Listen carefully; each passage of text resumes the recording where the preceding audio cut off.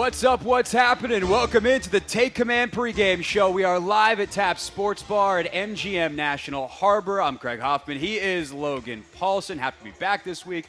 Appreciate Denton Day filling in last week, Logan. But we got a good one coming up today in Denver. 4:25 kick on CBS. The Commanders will take on the Denver Broncos. Of course, the Broncos are favored in this game. They are 3.5-point favorites. Although they come in 0-1, the Commanders come in 1-0, Logan. And they do that as we dive right into the breakdown. Of course, Kevin Sheehan will join us at the bottom of this hour. But they do that despite a funky turnover stat from last week. It is not often you lose the turnover battle and win the game, or win the turnover battle and lose the game. But that is what happened to both teams last week. Commanders survived some turnovers. Broncos on the right end of the turnovers, wrong end of the game. And yet here we are, Commanders 1-0, Broncos 0-1 going into this one. Yeah, I mean, obviously, every week on the show, Santana Moss says that, like, the most important thing about winning the game is winning the turnover battle. And obviously that's extremely important because you add possessions, you get more opportunities, you get your defense in better positions, all those types of things. But, yeah, man, I just think, like, last week, the Commanders, they were playing a better ball team. You know what I mean? Or they were the better football team, excuse me. And so it allowed them to kind of overcome some of those mistakes. And I thought aggressive play calling also played a huge factor in that. So, when you watch that Denver game versus Las Vegas, it's a very different dynamic. Like the conservativeness of Sean Payton and Joe Lombardi in that game, I think really kind of highlights the razor's edge they're walking each week. And I think, that's one of the reasons they're looking at the wrong side of that turnover situation. It's a very, very conservative approach. It'll be really curious to see. I'm really, really excited. The more you cover, the more you talk about a game, the more you're kind of like, I wonder what actually happens. And I wonder if they're just a tick more aggressive this week, if they find those opportunities a little bit more reticently, if the relationship between Russell and Cortland Sutton's a little bit better. Like I said on the podcast this week, they missed some explosive opportunities, and that would have been the difference for them in winning and losing that game. Also, got to point out the kicker. Missed the PAT, missed a field goal. The Denver probably should have won that game. They should have won that game, but obviously didn't fall for them. So. Yep, and talk about explosive plays. They'll get Jerry Jeudy back today, which is a huge, huge deal for them. Which, as you mentioned, also missing kicks. Really good way to cost yourself. You hold the opponent to 17, you lose the game. It's probably because your kicker didn't do you any favors. There's a ton of familiar faces in this game. On the player side, you got a guy like Samaje Perine who used to be here. A very different player than when he was here. We can talk about that a little bit later. But on the coaching side, you mentioned Joe Lombardi and Sean Payton. They obviously saw Ron Rivera twice a year, many, many years in a row when they were in New Orleans and Ron was in Carolina. And then Denver, Kansas City produced the Eric Bieniemy Vance Joseph matchup year after year after year after year. So when whether it's a divisional opponent when you were here in Washington and you'd play Philly or you'd play New York or whatever, or there was some kind of familiarity for you as a player or with your coaches and the opposite sideline, how does that factor into a game? Well, I mean, there's all these relationships around the league, that you have or that I have as a player where you're like, oh my gosh, like I really feel comfortable going against this defense because it's been the same defensive coordinator for 4 years. I know they like to do this on first and second down. I know the run calls. I know the run combinations I'm looking for. I know the pressures they're going to call. So as a player, it's awesome. It's awesome when you get that familiarity because it lets you play fast and aggressive, which is ultimately what you're trying to do. It's so funny. Like I went back and looked at, you mentioned EB and Joseph. Yeah. And the last time they played was the first week of last year. He was the defensive coordinator for Arizona. And Kansas City got after them. Absolutely got after them. So I do think there's an element of confidence if you're the play caller, if you're EB in this situation, because you're like, the last time I saw this guy, we absolutely dominated. The other thing that I always think about from a coaching standpoint that I think is really fascinating is what do you change? Because Joseph's going to change some stuff because he got taken behind the woodshed and whooped, right? Yep. So what does he do differently in this game? Is he a little bit less aggressive with his man-to-man coverage calls? Is he a little bit more aggressive with pressure, or is he a little less aggressive? Week one, he's kind of known for bringing lots of pressure, only 10 pressures in the whole game, which is not a super high pressure rate for a guy like him. So, is he kind of being more conservative? Does he not like his personnel? Is Sean Payton saying something to him? So I think that's kind of an interesting dynamic because they do know each other, but obviously, at least based on week one, which is one data point, so not enough to make any vast conclusions, something's different. And so how does he approach Sam Howell? Does he bring more pressure? What does he do? So even though there is that familiarity there with Vance Joseph and EB, I think it's going to look and feel a little bit different, I would say, today. So you say that about week 1 last year. I got an even better stat. What do we got? I asked Parker Gabriel, who's the Broncos beat reporter for the Denver Post on my show on Thursday, hey, what is the history here? How has it gone for Vance Joseph against Eric Bieniemy? And he goes, he's never beaten him. Yeah. So for week 1 last year, Cardinals, sure. Oh, it could be different. No, Vance Joseph's going to do what he's going to do. And when Eric Bieniemy had Patrick Mahomes, it went horribly for him. Yeah. Literally, when that matchup has been a thing for Denver, Kansas City, they being Vance Joseph's team, have never beaten Eric Bieniemy's teams since Patrick Mahomes showed up in Kansas City. Now, Sam Howell is not Patrick Mahomes, correct. a thing we've said many times before, and Sure. we'll continue to say probably for the rest of time, as Mahomes is on perhaps a track to be the greatest quarterback who's ever played the game, with all due respect to Sam. But it seems like Vance Joseph is going to do what he does, or whatever version is of that particular year, and Eric Bieniemy is going to have a beat on it. Yeah, I mean, that's what it's looked like. And obviously I haven't gone back and watched the Denver stuff because he was there in 2017. Does that sound right? I think, and prior, because he was the DC first, Correct. and then he was the head He took coach. over for Jack, right? Is that If I'm remembering correctly, yeah. So it took over for Jack. So it's been a couple years, and obviously that was like when Kansas City was at the peak of their powers, the Travis Kelce and Tyreek Hill. And You say that like they still are not. Well, I mean, just a different. It's a little different dynamic now. Of course. And obviously Patrick Mahomes is maybe the best player in the history of football, which is not an exaggeration. So that's going to sway the effectiveness of that offense in those situations 100%. But I'd be curious, like when you're in a competitive matchup like that, you got to kind of look at yourself and say, like, what I have been doing is not working. And last year they came out and ran a lot of man coverage. They were very aggressive. They brought a lot of pressure. And obviously Patrick Mahomes is a different animal than Sam Howell. But I look at it and I say to myself, like, what are you going to do different? Like, because obviously that's not working. And obviously, like, because of the new pieces and stuff, it'll feel like a totally different game plan. But to your point, like, obviously, like, the relationship has not been great between the two of them for Joseph, because EB's been doing such a good job. So Clean up aisle me on the fact check. He was the DC in Miami and then took over in Denver 2017, 2018 as the head coach before being the DC in Arizona the entirety of Cliff Kingsbury's 4-year run.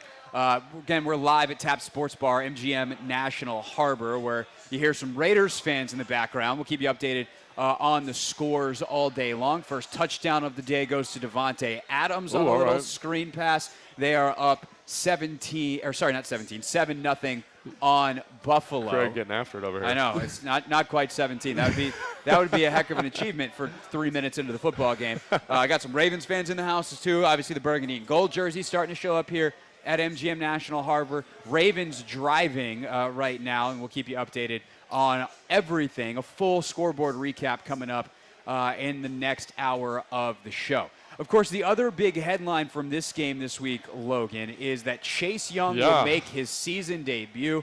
I actually think Ron and whoever else is talking to the media off the record as a source, because if you go to journalism school, those are two different things, kids. Off the record, you can't talk about it at all. Source says, you just got to say a source said it. So whoever's talking, is that how that works? Yes. I didn't know if that. you're off the record, that can never make the air in any form. Seriously? Yeah. I feel like I've heard people say, like, someone told me off the record. Yeah, it's because they don't know what they're doing. If they say that into a microphone, that's bad. That's bad. Bad luck. Yeah, but with Chase, whoever was talking out of the building in Ashburn, whether it was to Ben Stanig or John Keim or anybody else on the beat, they were like, hey, maybe week 3. Yeah. And they really took the pressure off after so often feeling like they were almost pushing Chase back out there. The doctors then, to our surprise, because of all that reporting, clear him on Friday. What do we expect from Chase in his debut in Denver? I'm sorry, I just saw Morgan Moses just kill a DB, which is always fun to see. Anyway, let's talk about Chase. So in terms of expectation, man, like, he had an excellent training camp. He had 4 rushes in the Cleveland game, and all of them looked excellent. And, Wills, the left tackle for Cleveland, is not, I'd say he's probably a top 20 player at the position. So not great, but not bad. Pretty good metric, I think. And so I'm just so excited, man, because, like, when you go back and watch his film from his rookie year, you see a guy who's still kind of figuring out, but is dominant physically and has this knack for kind of making splash plays. And like I did a breakdown with Santana and Fred, and they were like, who he reminds me of a little bit, just from like a playmaking standpoint, is Sean Taylor. And because he had this knack for kind of like the big moments. You remember against Arizona, the fumble recovery return for a touchdown, the fumble against Denver where he punches it out in like that 4-minute situation and gives the offense one more chance. They don't capitalize, but that was something really, really special he was doing pretty consistently. The hit on Joe Burrow at the goal line. And so I think, obviously last year was not healthy.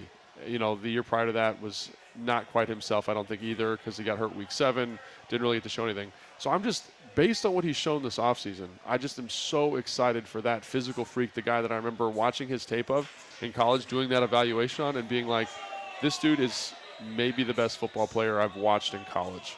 And I want to see that same guy now. So in terms of expectation, I don't know what my expectations are. I expect him to look productive. I don't know how many reps he's going to get.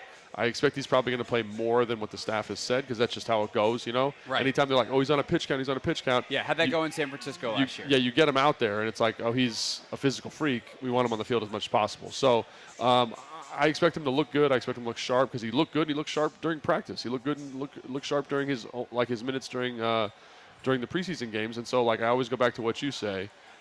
With the test he was given, he passed it, right? Right. And I expect him to continue to do well with that. And so just adding him into that group, the Payne, Allen, Sweat, who played so well week 1, I just think it's going to add another uptick. And hopefully the one thing I would say that I'm just kind of a little bit wary of is how disciplined can he be against Russell Wilson. That was going to be my point, and we'll talk about this obviously in more depth later in the show, but we also talked about it a ton this week on the podcast. If you are not subscribed to the Take Command podcast, you get in-depth analysis like this, but at podcast length, not at radio length. So make sure you do that. We're out 3 times a week, including our post-game show, which we'll stream live tonight after the game, about 90 minutes after the final whistle. Logan and I will be back on YouTube. So for those of you watching on the Team 980 or 106.7 The Fans YouTube page, see you back here after the game.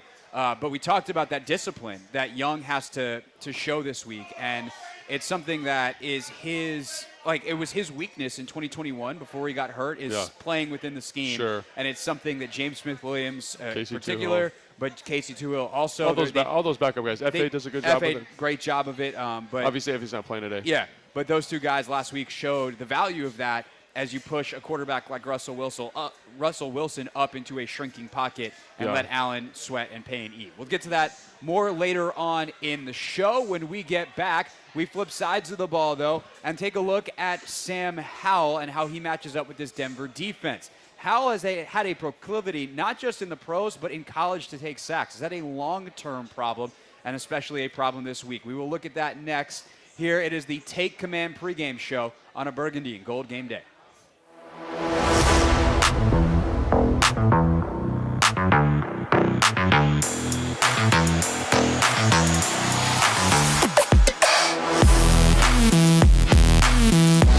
When you look at Sam Howell's day, there's obviously some good, there's obviously some yikes. When you look at his decision-making, though, let's start there, and then we'll get into some of the protection issues. But decision-making wise and kind of how he executed the throws that he was asked to, what'd you make of his day? Yeah, so I don't want to come off like I'm being overly optimistic about Sam Howell's performance. I want to ground this in some sense of reality. Can he play better? Absolutely. But I actually thought he played pretty good. You know what I mean? It was a good first outing. I know he had the pick. I know he had the fumble. The pick, I thought we just watched that together, and I think that he was, just a little bit late, or his footwork was a little bit off. It just didn't seem like the timing of the depth of the route matched up with his feet necessarily. And because he's waiting so long to throw the football, obviously the ball gets tipped and then gets picked off. And then on the sack force fumble, I don't necessarily think that's anybody's fault. I think, obviously Wiley gives up the sack, but that's a great rush by Gardeck right there at number 45 for the Arizona Cardinals on the spin move. And it's a tough look. The guard and Wiley are kind of on different levels and leaves a little bit of space for the inside move. And then Sam's just trying to make a play probably when he needs to know that, I don't need to do that right there. Yeah, that would be my thing on the fumble, is that the fumble is bad because time score situation. You got to be okay punting, and you just got to. It's not to your blind side. You saw it coming. Just eat the football and make sure that you get it onto the foot of Tressway there. Yeah, and I think we both agree with that. And I think that's what you get though with young players. You get I think that people forget. People want him to come out and be this amazing football player right away, and I think he's doing a pretty good job.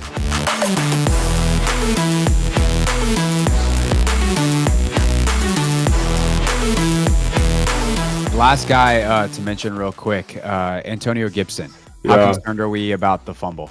I mean, it is concerning because it just seems to be like a consistent thing with him. You know, like I like him. I like him as a player. I think I like him as a person. He's awesome around the building and stuff. But like in any offense, like ball security is job security.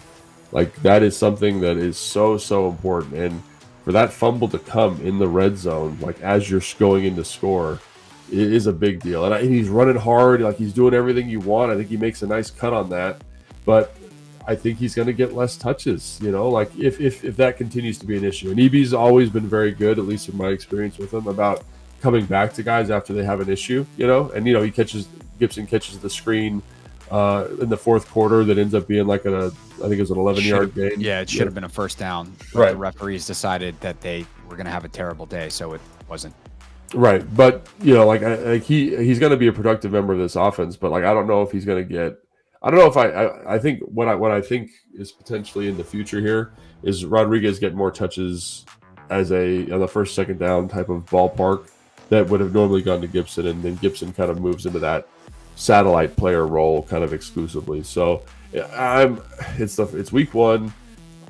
I'm not a guy to overreact, but the fact that there's this kind of fumbling history in Gibson's past, you know, like makes me a little bit like, come on, like we got to get that cleared up.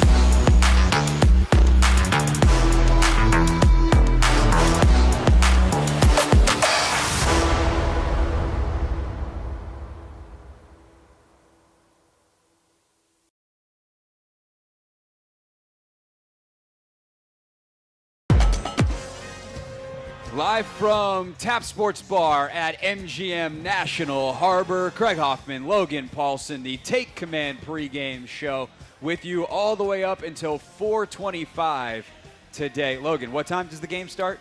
4:25. 4:25. Which, for some reason, I thought it was 3:25. Yeah, I don't know. That's not a game time that NFL games start. Not. But I was like, I don't know. He did play in Central Time for a couple years. I was trying to give you the benefit of the doubt. I was trying to be nice. Just me getting on the bus every day and then showing up when the game starts. Yep. That's how I did it. That's that. What time's the bus? I don't know. I should tell you a bus time. And be like, this is when you need to be here. Probably give me less of a heart attack. I don't know that everyone needs to know that. Yeah. All right. So, Logan, ready for a fun fact for this segment? Absolutely, yeah. What do we got? Washington quarterback Sam Howell, who led the Commanders, of course, to a Week 1 victory in his second career start. He had 202 passing yards in that game. That's fine. But he had a passing and a rushing touchdown. Nice. He also had a passing and a rushing touchdown in his first career start last season against Dallas. If he gets that again today, he'll become the first player ever to record that in his first 3 career games. And did you know, or do you know, the last player to do it in his... his first 3 starts. Robert Griffin III. These two stats don't seem to go together. First player ever, each of his first 3 career games. Oh, this is in his first 3 career starts. I see. So that's the differentiator here. Hint, it was a Broncos quarterback. Oh, Broncos quarterback? And it was a young player, I'm assuming. Yes. Shoot, I have no idea. Rushing and passing. I have no idea. How about Timothy Tebow? Oh, all right. 2010. Tebow. There's your fun fact of the day. I would like someone here at Tap Sports Bar to take that fact, wait for someone else in their party to show up, and then do that trivia as if it was your own. No. So I'm giving you that here to make your friend look silly in 5 minutes when they show up here at Tap Sports Bar at MGM National Harbor. Now, Seth Walder from ESPN, who's one of their analytics guys, He had an interesting observation, take, numerical look.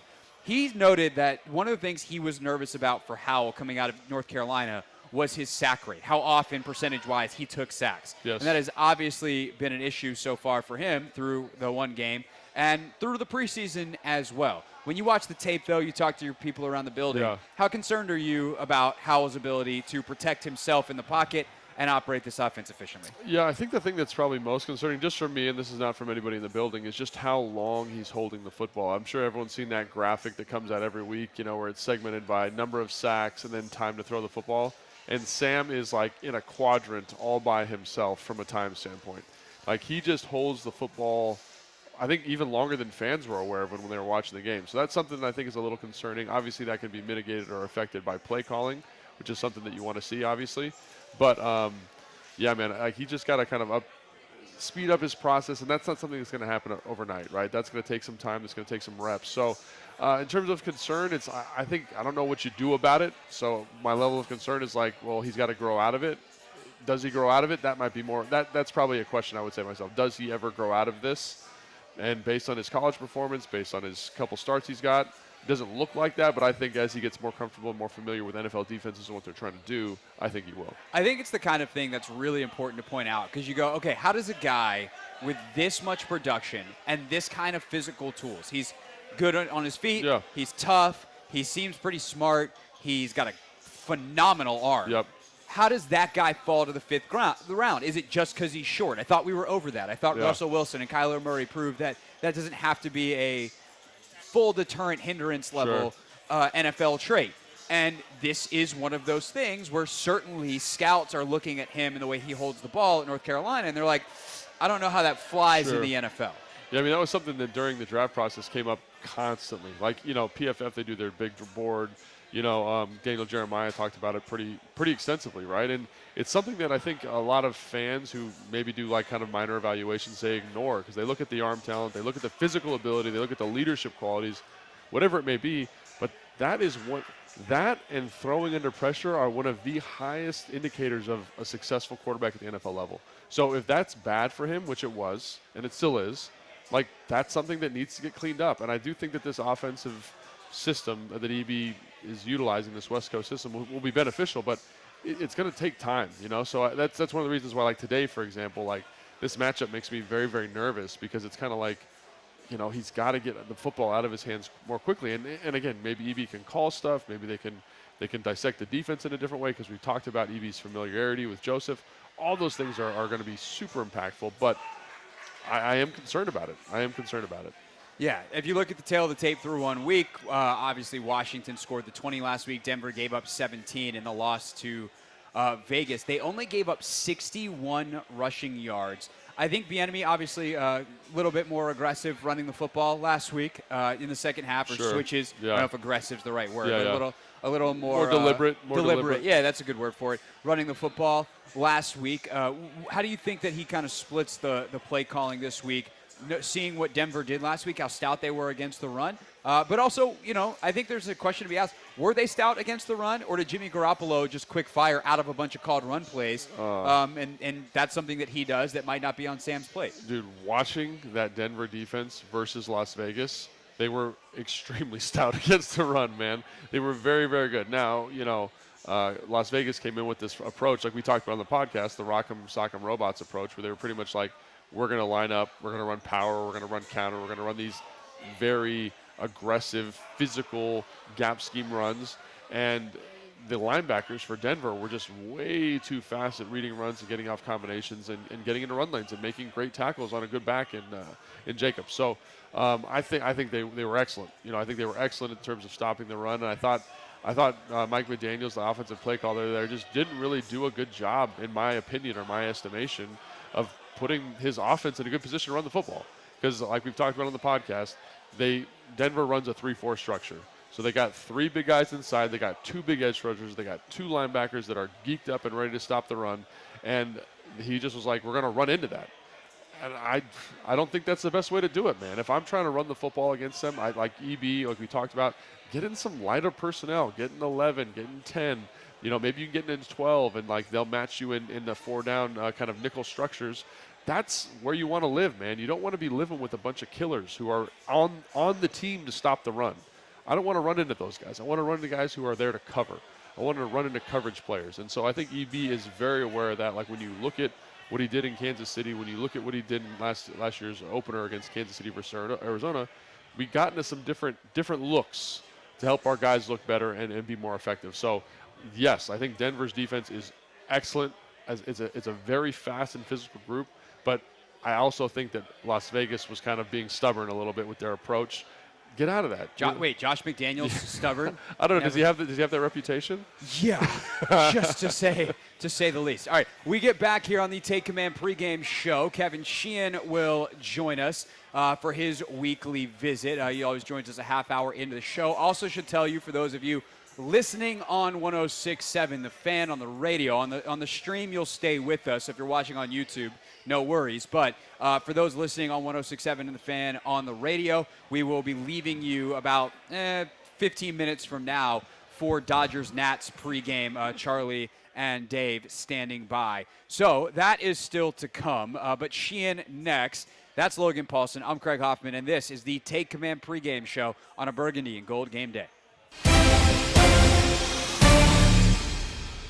But my favorite story is, I think we were playing Cincinnati. Was it Cincinnati? That's not what depends on the story, but maybe we were playing Cincinnati. So Logan catches this touchdown. Oh, that's right. Yeah, that was Cincinnati. Yep, it was Cincinnati. So we put in this play, and it was like, I think we called it Hoss Juke or something like that. I can't remember what we called it in that offense, but Logan's on a seam, right? So he's our vertical threat, taking the top off the defense. Digging out, guys. We're talking in the week. I don't think we ever said it in the install with those guys, but they're like, listen, Logan's not even in the progression. He's taking the top off this thing. We're trying to work this little option route down. And they bust this coverage. And I mean, he is screaming wide open. I wasn't even supposed to be on the play. They were supposed to sub somebody else in because I thought I was too slow to run this route. Just for the context here for everybody. So he's screaming wide open. And I'm like, Matt, throw it at his back shoulder. You might hit him in stride. If you try and back shoulder him. Threw it right at him. He catches it. It was an awesome touchdown. Yeah. Just the celebration afterwards was so much fun. For me, it was always fun celebrating the touchdowns with the guys that didn't score them all the time. You know, like take that, Julio Jones. Yeah, and I'm not, I'm saying that, but like your role for us was you did the dirty work, and when you see guys that do the dirty work get rewarded for it, that was really cool. Something I'll never forget. The caveman. Yeah. And the caveman was in there in the end zone celebrating. It was awesome.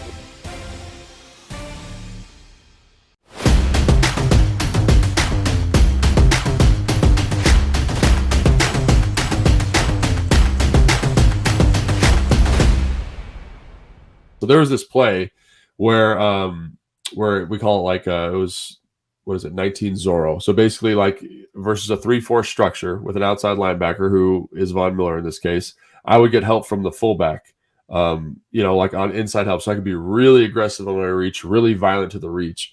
And so it's me and DY, is a physical son of a gun. And so we take Von Miller and we put him, like, no joke, in the water cooler. Like we put him way out there on the sideline. And we were like, this guy ain't nothing. Like we're going to, we were so fired up. And so it ended up being like a 25 or 30 yard gain. So we were all fired up, and then Kyle's like, all right, let's come back to it. So like 2 plays later, we're running again, and we're running to the right. And I was like, oh man, we are about to tee this dude up real quick. Just tune him up nice and good.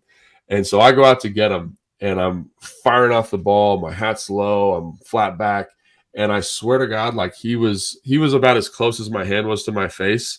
And he just disappeared into like mist, and he like swung me, and I fell right on my face, and I just was like, oh my gosh.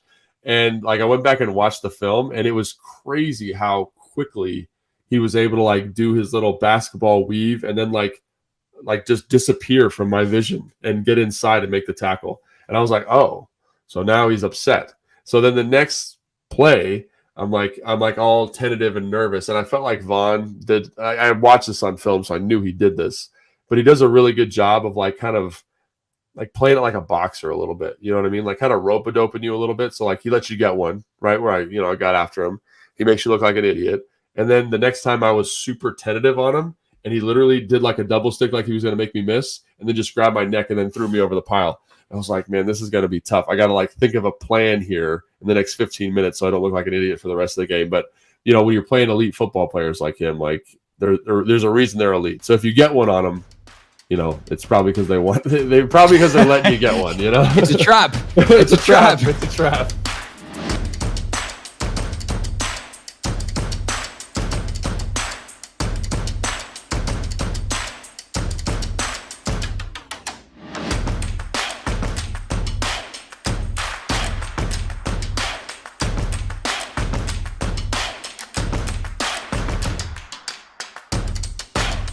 Take Command pregame show on a burgundy and gold game day, live from Tap Sports Bar at MGM National Harbor. Logan Paulsen there, Craig Hoffman here, and with us on the phone, Kevin Sheehan, host of the Kevin Sheehan Show, 10-1 on the Team 980. Mr. Sheehan, hope you're enjoying the first half hour of the early window. How are you? What's up, boys? How you doing? Doing well, doing well. All right, for you, what is the number one storyline for the Commanders in Denver today? Is it Chase? Is it Sam? Is it something else?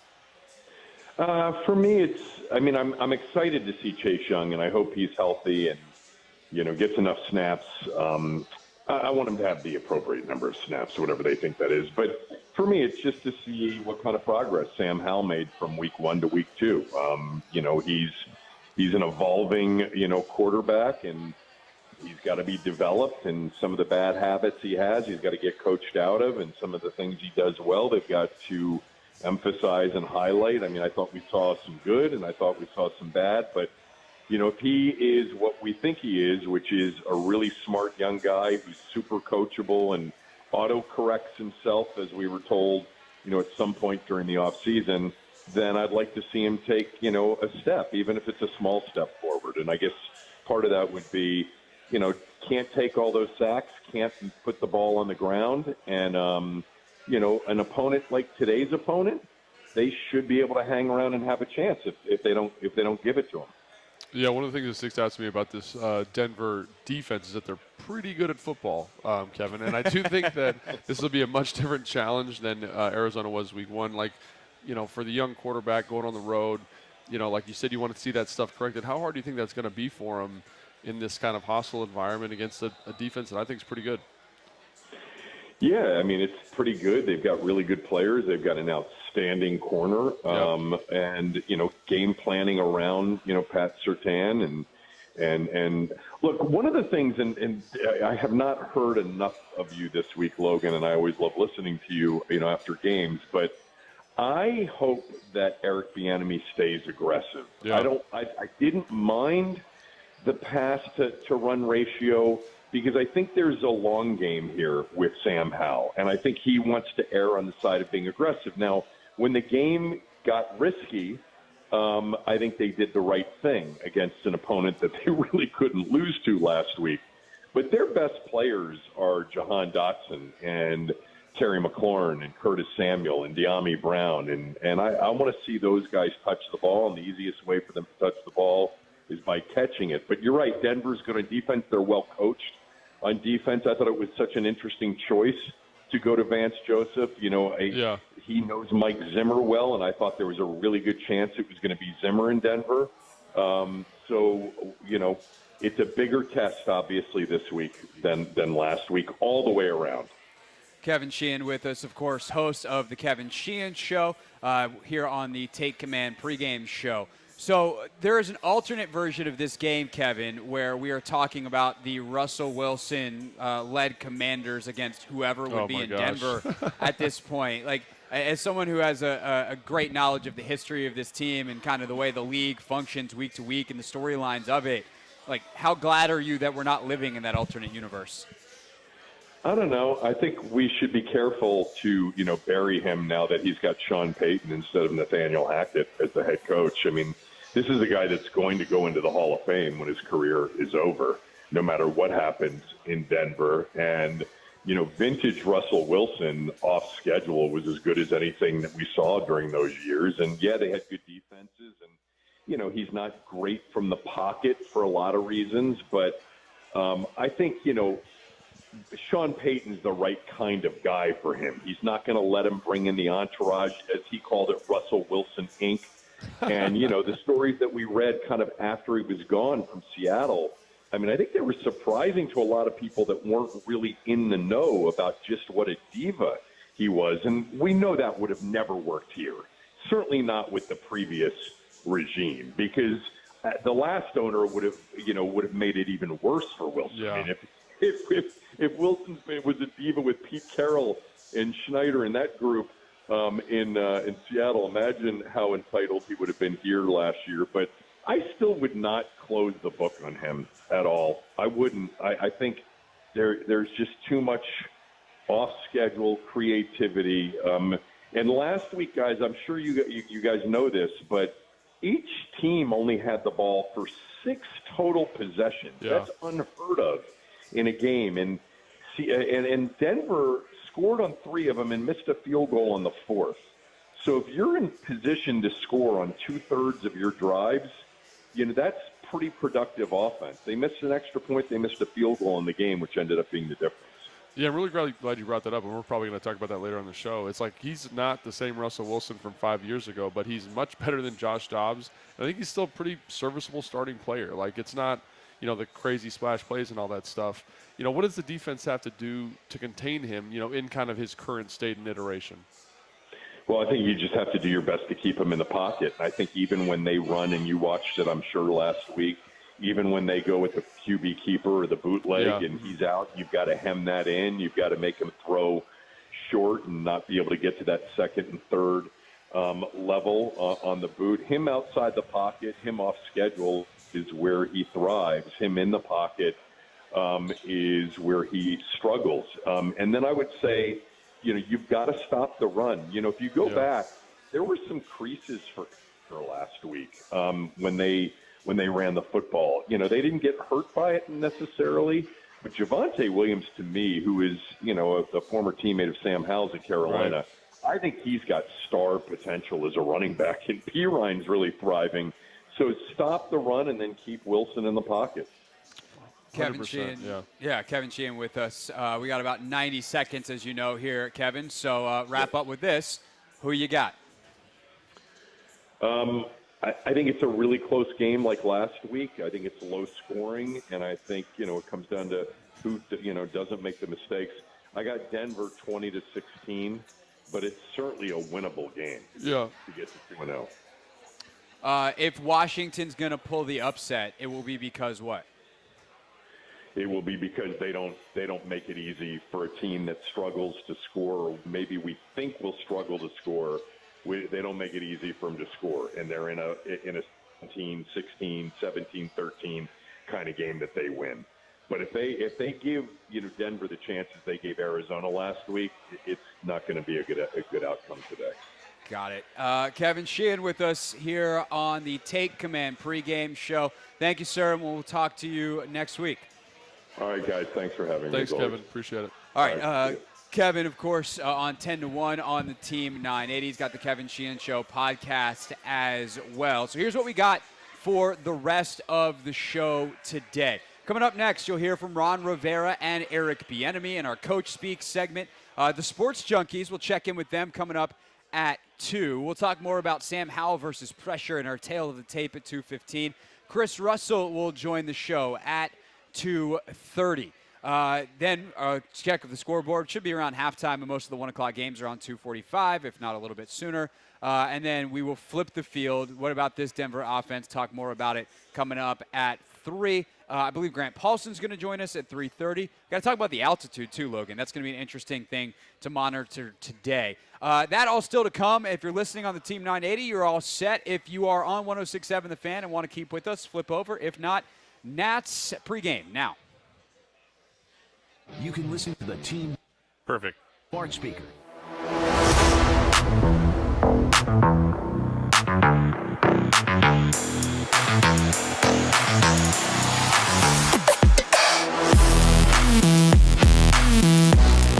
look at Sam Howell's day, there's obviously some good. There's obviously some yikes. When you look at his decision-making, though, let's start there, and then we'll get into some of the protection issues. But decision-making wise and kind of how he executed the throws that he was asked to, what'd you make of his day? Yeah, so I don't want to come off like I'm being like overly optimistic about Sam Howell's performance. Like I want to ground this in some sense of reality. Like, can he play better? Like, absolutely. But I actually thought he played pretty good. You know what I mean? Like it was like a good first outing. I know he had the pick. I know he had the fumble. The pick, I thought, like we just watched that together, and I think that he was, just a little bit late, or his footwork was a little bit off. Like it just didn't seem like the timing of the depth of the route matched up with his feet necessarily. And because he's waiting so long to throw the football, obviously the ball gets tipped and then gets picked off.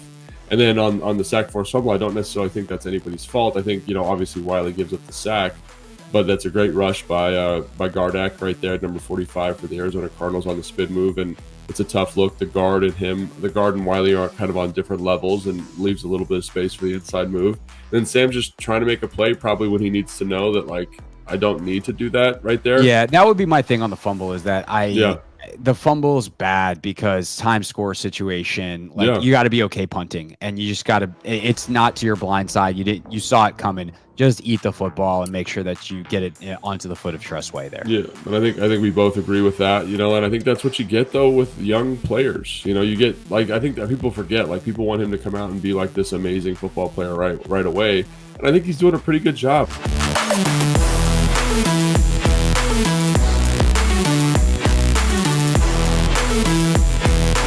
Last guy to mention real quick, Antonio Gibson. How concerned are we about the fumble? I mean, it is concerning because it just seems to be like a consistent thing with him. Like, I like him. I like him as a player. I think I like him as a person. He's awesome around the building and stuff. But like in any offense, like, ball security is job security. Like, that is something that is so important. And for that fumble to come in the red zone, like as you're going in to score, it is a big deal. And he's running hard, like he's doing everything you want. I think he makes a nice cut on that, but I think he's going to get less touches. Like if that continues to be an issue. And EB's always been very good, at least in my experience with him, about coming back to guys after they have an issue. And Gibson catches the screen in the fourth quarter that ends up being like I think it was an 11-yard gain. Yeah, it should have been a first down. Right. The referees decided that they were going to have a terrible day, so it wasn't. Right, but he's going to be a productive member of this offense. But like, I don't know if he's going to get. I don't know if I think what I think is potentially in the future here is Rodriguez get more touches as on the first, second down type of ballpark that would have normally gone to Gibson, and then Gibson kind of moves into that satellite player role kind of exclusively. So it's week one. I'm not a guy to overreact, but the fact that there's this kind of fumbling history in Gibson's past, like, makes me a little bit like, come on, like, we got to get that cleared up.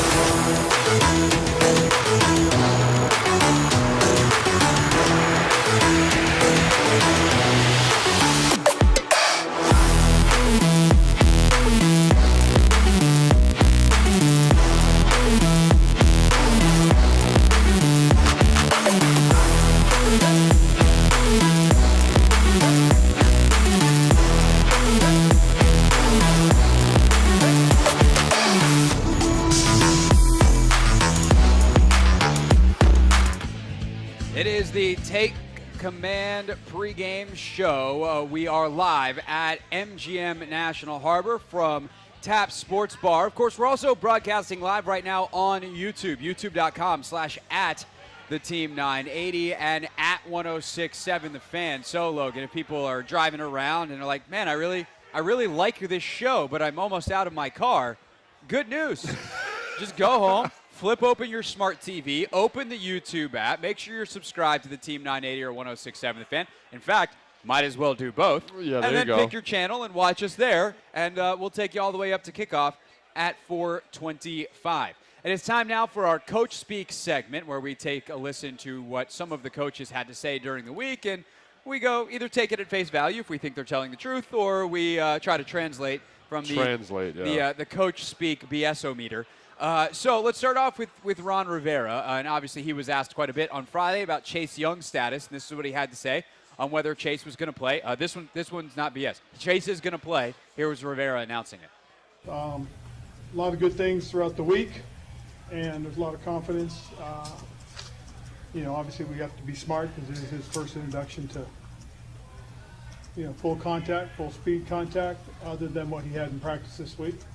And he had a very good week. I mean, the young man has worked his tail off, and, I think he's done the things that they've needed to see. So that's the real big positive for us going forward. So obviously, Ron being very complimentary of Chase. I think Ron is at this point very much aware of the narrative around him and the things he said about Chase, even if they weren't meant to be, to put pressure on or whatever. But I'll ask you this question. He has not had full contact practices since he got hurt, which was early in training camp. He has been working as much as he can without that. So there are different levels of conditioning there. If you're him, how are you feeling about your readiness going into this game? I'm a little bit of an outlier in this regard, so that's totally fine. Just want to acknowledge that real quick. Like, one of the things about me is I always felt like I needed some contacts. You know what I mean? Some physical contacts, feel the blocks, feel the real speed, 1-versus-1s. But there's a lot of guys that I played with who didn't need that, who didn't feel like they needed that. Like London Fletcher, for example, was a guy who was dogmatic about practicing, but near the end of his career, he just physically couldn't do it every day, and he could get by with that, And there were other guys that I played with similar, very, very similar situations. So, with Chase, if I was in Chase's shoes, I'd probably be feeling a little bit nervous. Do I have it? Am I in the right space? Am I conditioned well enough? But again, like I said, I'm a little bit unique in that regard. Let's just say that. Obviously, plenty of other questions around the team beyond just Chase, even if he gets a lot of the headlines with his status as a former number 2 pick, the star power, all of that kind of stuff.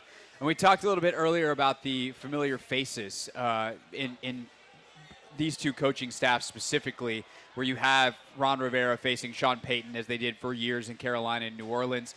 But you also have Eric Bieniemy and Vance Joseph, who we spent some time on earlier. EB actually asked about that this week, and here's what Bieniemy said about a guy who's actually a close friend, even if he has routinely beaten the living tar out of him as a coach.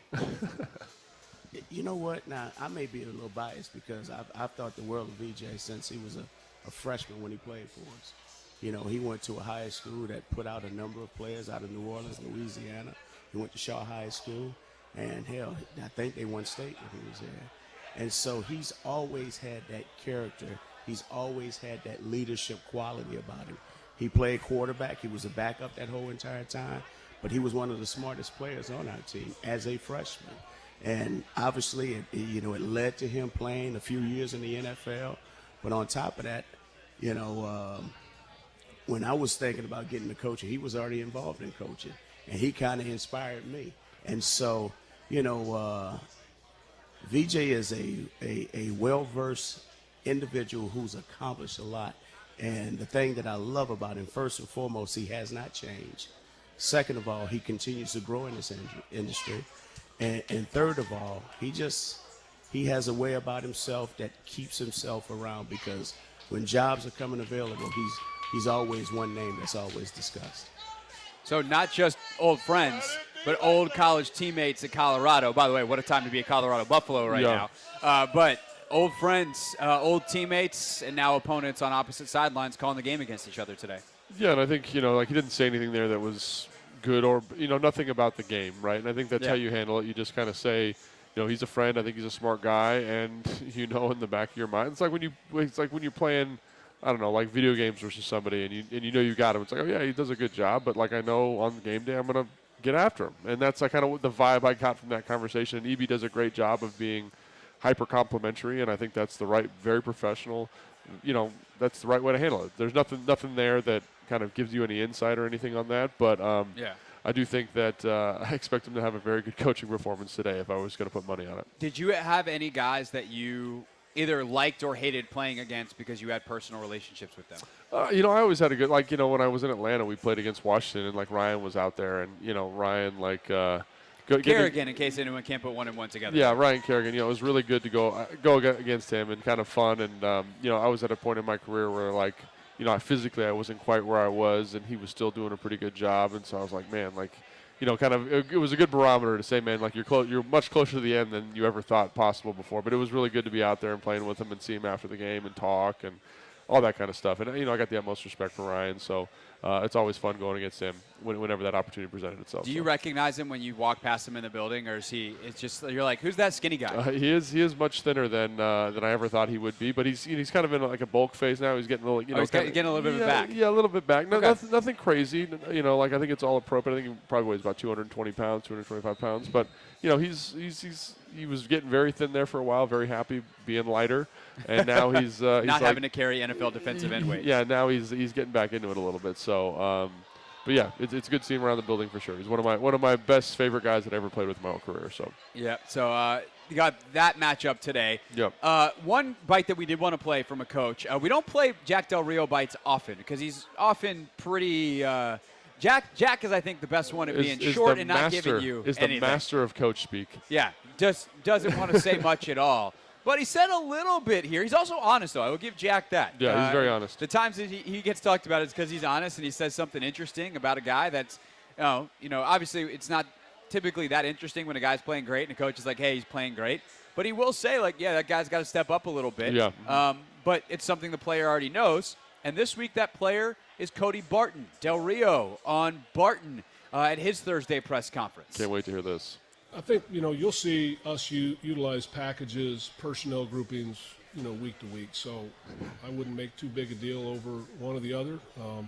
Got an earlier question on Emmanuel, and now there's one on Jamin. It's kind of the same type of thing. I mean, we're going to roll our guys. We're going to have a plan. We're going to attack the people we're going up against, and we'll review that, enjoy the victories, make our corrections either way, and move on to next. And that's where we are right now, just kind of getting ready for the Broncos and putting a new plan together. And whatever ratios you saw last week may not apply this week.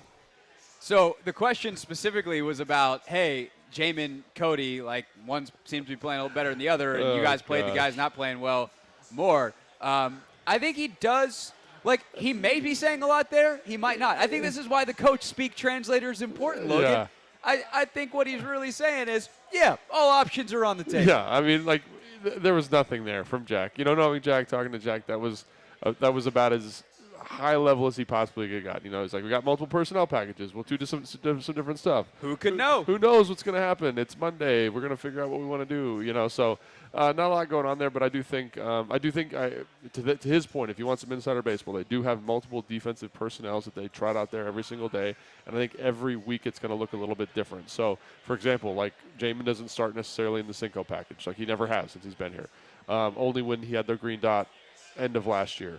So that's Cody and Cam usually, right, with the extra defensive linemen. So obviously, that's one. Then now there's this 3 safety package that they've got with Percy, and then they've got the one with St. Juice starting outside. Then they got one where St. Juice is the nickel as opposed to Cam. So they do have a lot, to his point, a lot of different things that are for sure dictated by the opponent.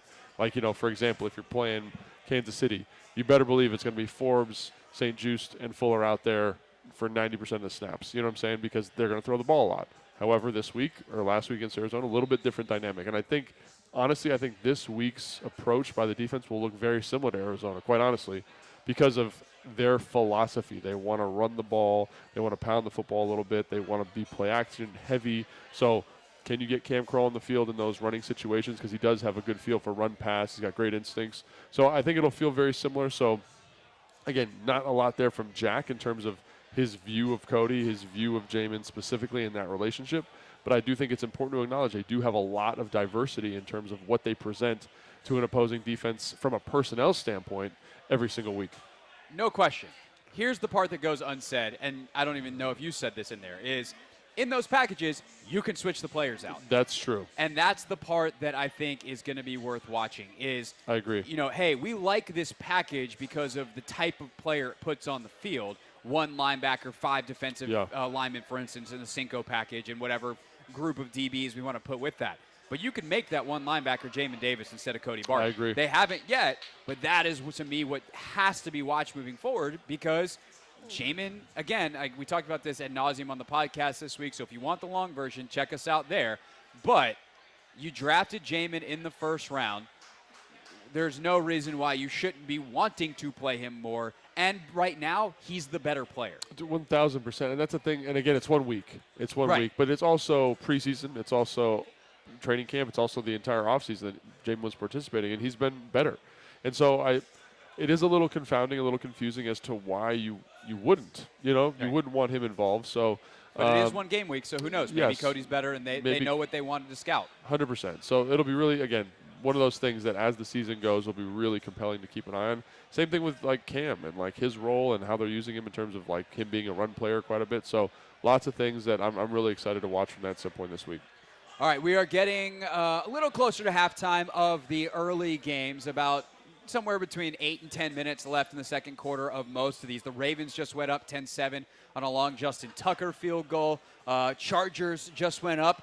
Oh, we got a big guy touchdown in Tennessee. So Nice. we got who's that? Pipkins just caught a touchdown on a tackle eligible play against Mike Vrabel, who knows a little something about an unusual player being eligible. So they are up double digits now on the Titans, are the Chargers. Atlanta trails Green Bay 7-3. Desmond Ridder at least one bad interception in that game. So we'll get you a more extensive scoreboard as we get towards halftime of these games. But next, the Sports Junkies. Let's check in with the boys here on a burgundy and gold game day. But my favorite story is, I think we were playing Cincinnati. Was it Cincinnati? That's not depends on the story, but maybe we were playing Cincinnati. So Logan catches this touchdown. Oh, that's right. Yeah, that was Cincinnati. Yep. It was Cincinnati.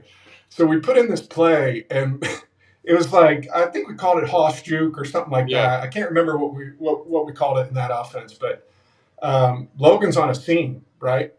So he's our vertical threat, taking the top off the defense. Digging out, guys. We're talking in the week. I don't think we ever said it in the install with those guys, but they're like, listen, Logan's not even in the progression. He's taking the top off this thing. We're trying to work this little option route down. And they bust this coverage. And I mean, he is screaming wide open. I wasn't even supposed to be on the play. They were supposed to sub somebody else in because I thought I was too slow to run this route. Just for the context here for everybody. So he's screaming wide open. And I'm like, Matt, throw it at his back shoulder. You might hit him in stride. If you try and back shoulder him. Threw it right at him. He catches it. It was an awesome touchdown. Just the celebration afterwards was so much fun. For me, it was always fun celebrating the touchdowns with the guys that didn't score them all the time. You know, like take that, Julio Jones. Yeah, and I'm not, I'm saying that, but like your role for us was you did the dirty work, and when you see guys that do the dirty work get rewarded for it, that was really cool. Something I'll never forget. The caveman. Yeah. And the caveman was in there in the end zone celebrating. It was awesome.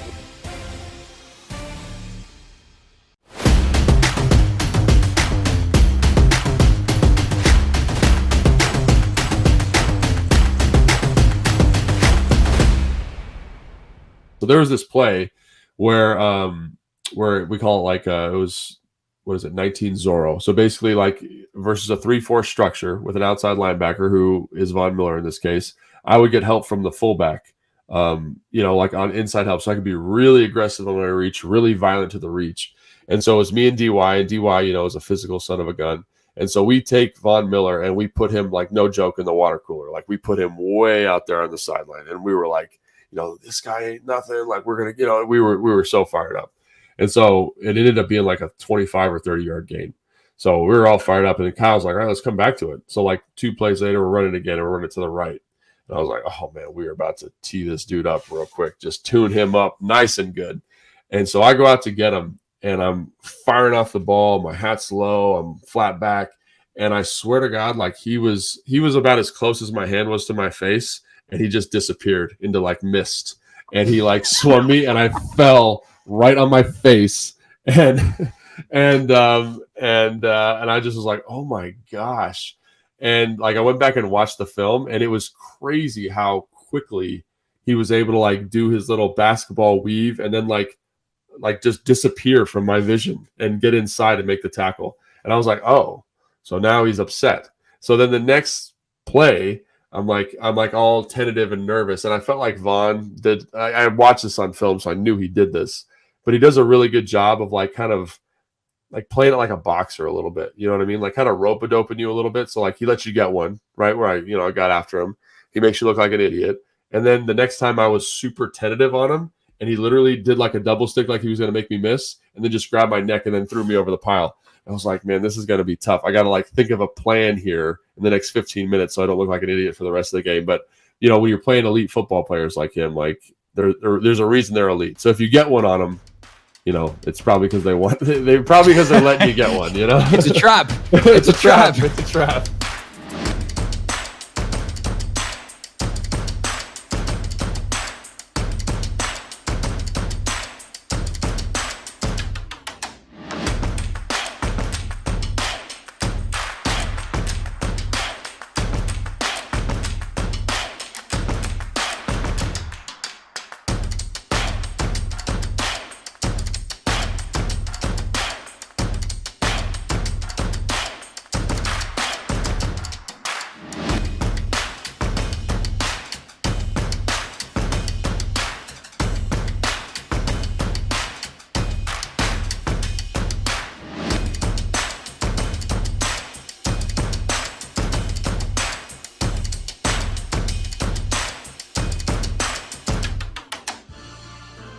It is the Take Command pregame show, broadcasting live from MGM National Harbor, hour number 2 from the Tap Sports Bar. Come hang out with us. Come say what's up. Just, do it in a commercial break. It's always a goofy bit when people try to say hi when we're on the air. It's like, hey, I'm so glad you're here. But we are doing a radio show.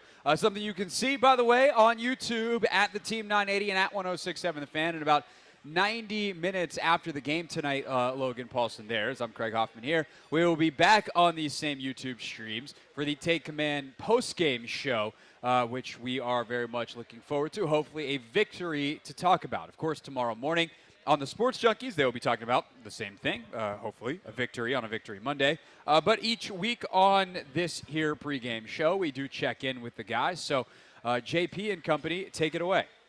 All right, boys, the Commanders have a chance to go 2-0. They head out to Denver on the road to take on a Broncos team that lost in a squeaker. What's your initial lean, Jason Bishop? My initial lean is, even though Denver isn't a scary offensive team, and Russell Wilson certainly isn't the quarterback that he was 5 years ago, they still pose a threat because they're a well-coached team. It's a road game. It's in Denver. It's Sam Howell's first road game as a starter. I just think it's going to be a challenge, and I just don't believe this team yet can play mistake-free, and I think Denver will be a challenge. I think Denver wins a close game. Yeah, I thought we saw some good things from Sam Howell, certainly. Touchdown pass. Yeah. Really nice It wasn't play, horrible. and he ran one in, but of course he did have the turnovers, took a bunch of sacks, and now you go on the road, and look, it may not be the crowd that Denver had when Peyton Manning was there, but it's still its home field advantage. What's your vibe, Cakes? I just want to see how Sam Howell handles his first start in hostile territory. And Jason mentioned better coaching. They weren't that much better coached in week 1 because they committed 10 penalties for almost 100 yards. So I'm sure that'll get cleaned up in weeks 2 and beyond. Overall, is Sean Payton a better coach than Ron Rivera? I think there's no doubt about that. But I think this is going to be a pretty tightly contested affair. I don't see a lot of offense in this game from either team.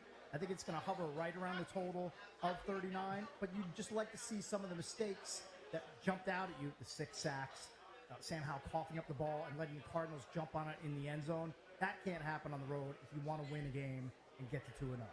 I think it would have been a disaster if we had won week 1 pretty handily. So why would that be a disaster? I just think it'd be a just for the expectations. Yeah, because this is a week-to-week league. We know it. We're going to come in here and we're going to go, can you believe so-and-so won? Can you believe so-and-so lost? Can you believe so-and-so? Right? It's a week-to-week league. You're never as good as you think you are. You're never as bad as you think you are. And I think it was a great wake-up call to play a scrappy Cardinals team that everybody thinks you're just going to smoke and basically steal a W. But I think they're going to go to Denver. They got a big chip on their shoulder. I think Sam Howell has a chance to make history here. Have 3 straight games. His first 3 games in NFL where he'll have a touchdown rushing and a touchdown passing. I think he's got a real shot at setting that record. I like the Skins 27-17. With Sam Howell taking all the sacks and the turnovers, I wonder if there's going to be a growing book for defensive coordinators at just attacking the hell out of the quarterback and blitzing left and right. Now, the Broncos don't have great personnel. Like, they don't have great edge rushers. If you look at them statistically, they don't have anybody that's scary, but neither did the Cardinals. And they found a way to get to the quarterback. So, I mean, all eyes on Sam Howell and that offensive line. One of their better pass rushers, Frank Clark, is out for at least a few weeks. I believe he's dealing with a hip injury, so he's something that you don't have to deal with. How many sacks did they have last week? Zero. They had exactly 0. They barely hit Jimmy G. Right. Exactly. But it was Jimmy G, and it was a tight game. And look, Sam Howell may ultimately be the franchise quarterback of this franchise. He's not at that level of experience like Jimmy G. I like the Broncos to win in a close game, 23-20. I like the Broncos 20-17. Will Lutz kicks a field goal to win it. But if what? You got about 30 seconds. All right, considering you've got the Bills and the Giants coming up, kind of get a pass. You're not really forced to win one of those games. Commanders fans hate the fact that I am on the Commanders this week. I have them winning 24-17. That's a dub, and that's also an over for all the people who love the over-unders. I am one of those people. I'm also in 27-17. 27-17. So it's a split. Shocker, the Junkies are split. This is a huge game in Denver. Back to you, boys. All right, thank you, JP. The Sports Junkies, we check in at the top of the second hour of our show each and every week here on the Take Command pregame show. Earlier, before they got to their picks, of course, we'll make our picks before we head out today, slightly before 4:25 and kickoff. But they talked about some of the mistakes last week and Sam Howell and others' ability to clean them up. We'll talk about Howell versus pressure and where some of the sacks came in the next segment when we do tail of the tape. Sure. But the biggest one perhaps was Antonio Gibson's fumble. Yeah. Red zone fumble, the worst place you can – I mean, I guess the worst place would be where Howell did it, in your own red zone, if you will. For a touchdown. When you get a little scoop and score the other way. But when you've got an opportunity to put points on the board and you instead give the ball away, real bad, especially for a running back who's got a bit of a fumbling history. Do you think that affects the rotation and how Randy Jordan and Eric Bieniemy deploy their backs moving forward starting this week in Denver? I mean, I hope not. I really want Gibson to kind of be a bigger feature of this offense. I think even on the screen pass that he caught late in the game there, you see the explosiveness, you see the dexterity. I want that player getting more touches in that capacity in this offense, And, so I hope not. I hope it doesn't affect it, but I think you look at B-Rob, he's been very consistent holding on the football. Chris Rodriguez, I thought, had a very nice outing in terms of his first game, getting 3 rushes. They weren't like big, bolsterous carries. But one of them is a fullback dive. Yeah, short yardage situations and things like that. But those guys are going to be really consistent. They run hard. And so I could see them just being like, hey, man, the juice ain't worth the squeeze. The risk isn't worth the reward with Gibson, and which would be very disappointing because he's a guy that does well in space. I want to see him get the ball in space more. We've been calling for that for 4 years now. And so, so do I ultimately think it's going to affect it? Probably a little bit. And I hope he can earn that trust back with EB and Coach Jordan and make sure that he's getting those touches that he needs to get. So there's, I would say, what is an oversimplified narrative that is put out by fans on Twitter, et cetera, people who are angry and typing things on their keyboards, which makes sense on a very baseline level, but there's layers of complexity to this. So I'd like to unpack the idea here is basically what I'm getting to, which is quit running Antonio between the tackles. Right. Like, hey, I know how to solve the problem. Quit putting him in all these big bodies that can punch at the football. Get him out in space where he is at his best. I think the problem becomes predictability. So how do you balance getting him in space and keeping him potentially away from some of the areas where he's had the fumble issues, more inside? Sure. And also not making it a giant red flag that every time AG's in the game, we're going to throw him a screen or try something goofy to get him in space. I think one of the things you look at is just look at what Dallas did for such a long time with Pollard and Zeke. Zeke is a guy that was pretty consistent in between the tackles, and Pollard was a guy that they really did a good job of getting game plan touches to. Here's a screen, here's a jet sweep, here's a duo bounce where they're pulling guys to the perimeter and he's bouncing the football. So I do think there is an element of that, but you also, like to your point, you got to make sure that he's doing the normal stuff as well, because that stuff doesn't work if they don't occasionally sprinkle in some other stuff, a pass protection, an inside run like we're talking about. So as much as it is like, let's get him the ball where he's most effective, like you got to be able to do some of the other stuff to make sure. It's like, for example, in my career, I was blocking like 90% of the time, but I had to catch the ball when they threw it to me, or else the blocking stuff just got way, way harder for the entire team. So I look at that and I say, I think it's probably a similar situation. I think they understand what they have. I think they understand who they have and how best to maximize them. I don't think there's any discrepancy there. But I look at it and I say to myself, like, what's that balance? And I think that's what they're working through now. Right, and I think that's the key, is as long as you can do it just enough that it's not an automatic. Yes. Where it's like, okay, yeah, if you're going to vacate the entire middle of the field, the second AG's back there in a gun, like, Sam's got to check. We're just going to run inside zone here, and there's going to be no one home. Sure. And sure, we'll take the 8 yards. And hey, man, please, for the love of whatever deity you pray to, hold on to the football. Yeah. So there can be some of that stuff. Or like you said, a pass pro. Like, we're scared about all this space stuff. Nope, we just got an extra blocker in here. Yeah. Get the ball down the field to someone else. Speaking of getting the ball down the field to someone else, Terry McLaurin is one person that we have not talked about yet. Sure. In part because he didn't have a big role last week. EB was asked about that. We'll get you that bite later in the show and how they can unlock 17 a little bit. But next, the narrative coming out of last week's game was offensive line really bad. Reality, not so much. Right. We'll explain the discrepancy next. It is the Take Command pregame show live from Tap Sports Bar at MGM National Harbor on the Team 980's Burgundy and Gold Game Day and streaming live on YouTube.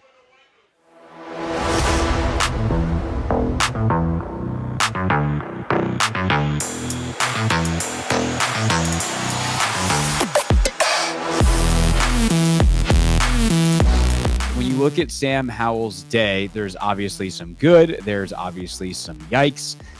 When you look at his decision-making, though, let's start there, and then we'll get into some of the protection issues. But decision-making wise and kind of how he executed the throws that he was asked to, what'd you make of his day? Yeah, so I don't want to come off like I'm being like overly optimistic about Sam Howell's performance. Like, I want to ground this in some sense of reality. Like, can he play better? Like, absolutely. But I actually thought he played pretty good. You know what I mean? Like, it was like a good first outing. I know he had the pick. I know he had the fumble. The pick, I thought, like, we just watched that together, and I think that he was, just a little bit late, or his footwork was a little bit off. Like, it just didn't seem like the timing of the depth of the route.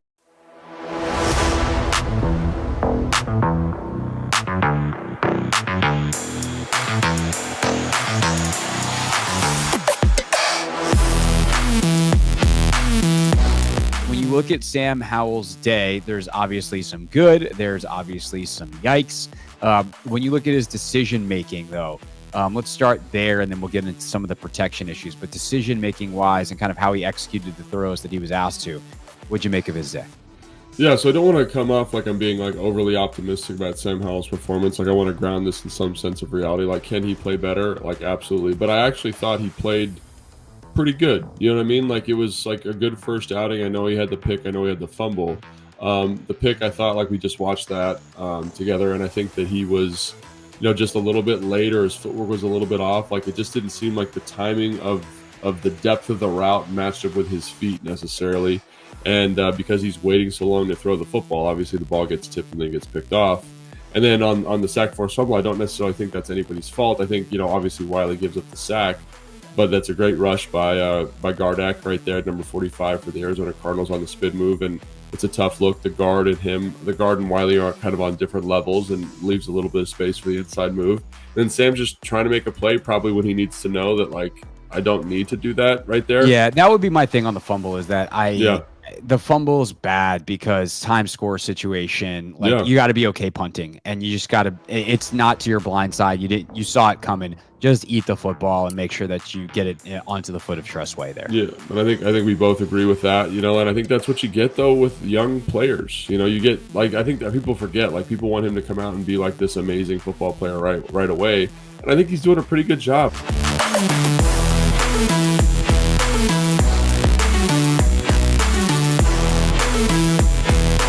Last guy to mention real quick, Antonio Gibson. How concerned are we about the fumble? I mean, it is concerning because it just seems to be like a consistent thing with him. Like, I like him. I like him as a player. I think I like him as a person. He's awesome around the building and stuff. But like in any offense, like ball security is job security. Like that is something that is so important. And for that fumble to come in the red zone, like as you're going in to score, it is a big deal. And he's running hard, like he's doing everything you want. I think he makes a nice cut on that. But I think he's going to get less touches, like if that continues to be an issue. And EB's always been very good, at least in my experience with him, about coming back to guys after they have an issue, And, Gibson catches the screen in the fourth quarter that ends up being like I think it was an 11-yard gain. Yeah, it should have been a first down. But right. The referees decided that they were going to have a terrible day, so it wasn't. Right. But, he's going to be a productive member of this offense, but, I don't know if he's going to get – I don't know if I think what I think is potentially in the future here is Rodriguez get more touches as on the first, second down type of ballpark that would have normally gone to Gibson, and then Gibson kind of moves into that satellite player role kind of exclusively. So it's week one. I'm not a guy to overreact, but the fact that there's this kind of fumbling history in Gibson's past, makes me a little bit like, come on, we got to get that cleared up.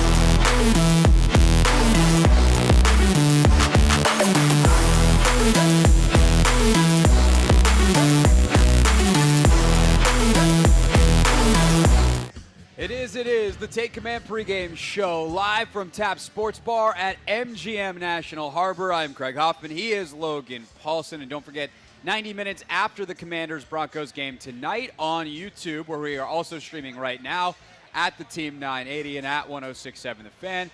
You can watch the Take Command postgame show, which will be out in podcast form in your podcast feeds first thing tomorrow morning. Also, I'll, of course, be talking about it 4 to 7 tomorrow on the radio, the Hoffman Show, weekdays on the Team 980. Just had someone come up, Logan, say hello. Yeah. Say they listen to the show every day. That's awesome. Salute to you, sir. Thank you for doing that.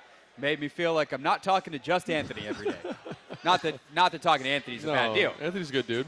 He said he might come by. So, Anthony? Yeah. It'd be great to see him. He had flag football games this morning not too far away. Like that he's Yeah, participating? he plays. Is he good? He's apparently pretty good. Is that from him? Have you seen him play? Or? No, I've seen some highlights. He's pretty athletic. Highlights? What are they recording these games? Yeah, look, man, I just host the show. I don't make the rules. It is what it is. All right, that's fair enough. I can find your highlights on the internet, but it's because you played in the NFL. Yeah, it's different. Yeah, different vibe. You were on television. Anthony's games are not on television. All right. So when people watched on television last week, Commanders and Broncos, they often were very angry at the Commanders' offensive line. Commanders and Broncos? Commanders and Cardinals last week. Oh, sorry. That's the game that's happening this week. Good. I'm glad we're on the same page. Yep. That was. We did not time travel. Cardinals rush got home a couple of times. One in particular was very bad because Sam Howell fumbled and the ball was picked up for a Cardinals touchdown. So when you watch the tape, though, the tale of the tape is that the offensive line is not necessarily to blame, certainly for all of them, if not most of the pressures given up last week. Yeah, that's kind of what I would say. And I'd say, there was a lot of pressures. And when you look at some of these graphics about Sam Howell holding the football, he's close to being number one in terms of longest time to throw. And again, that's not a knock on him, but usually that means you're going to get more pressures. You're going to get more sacks, all those things. With PFF, they do a great job with all their analytics work.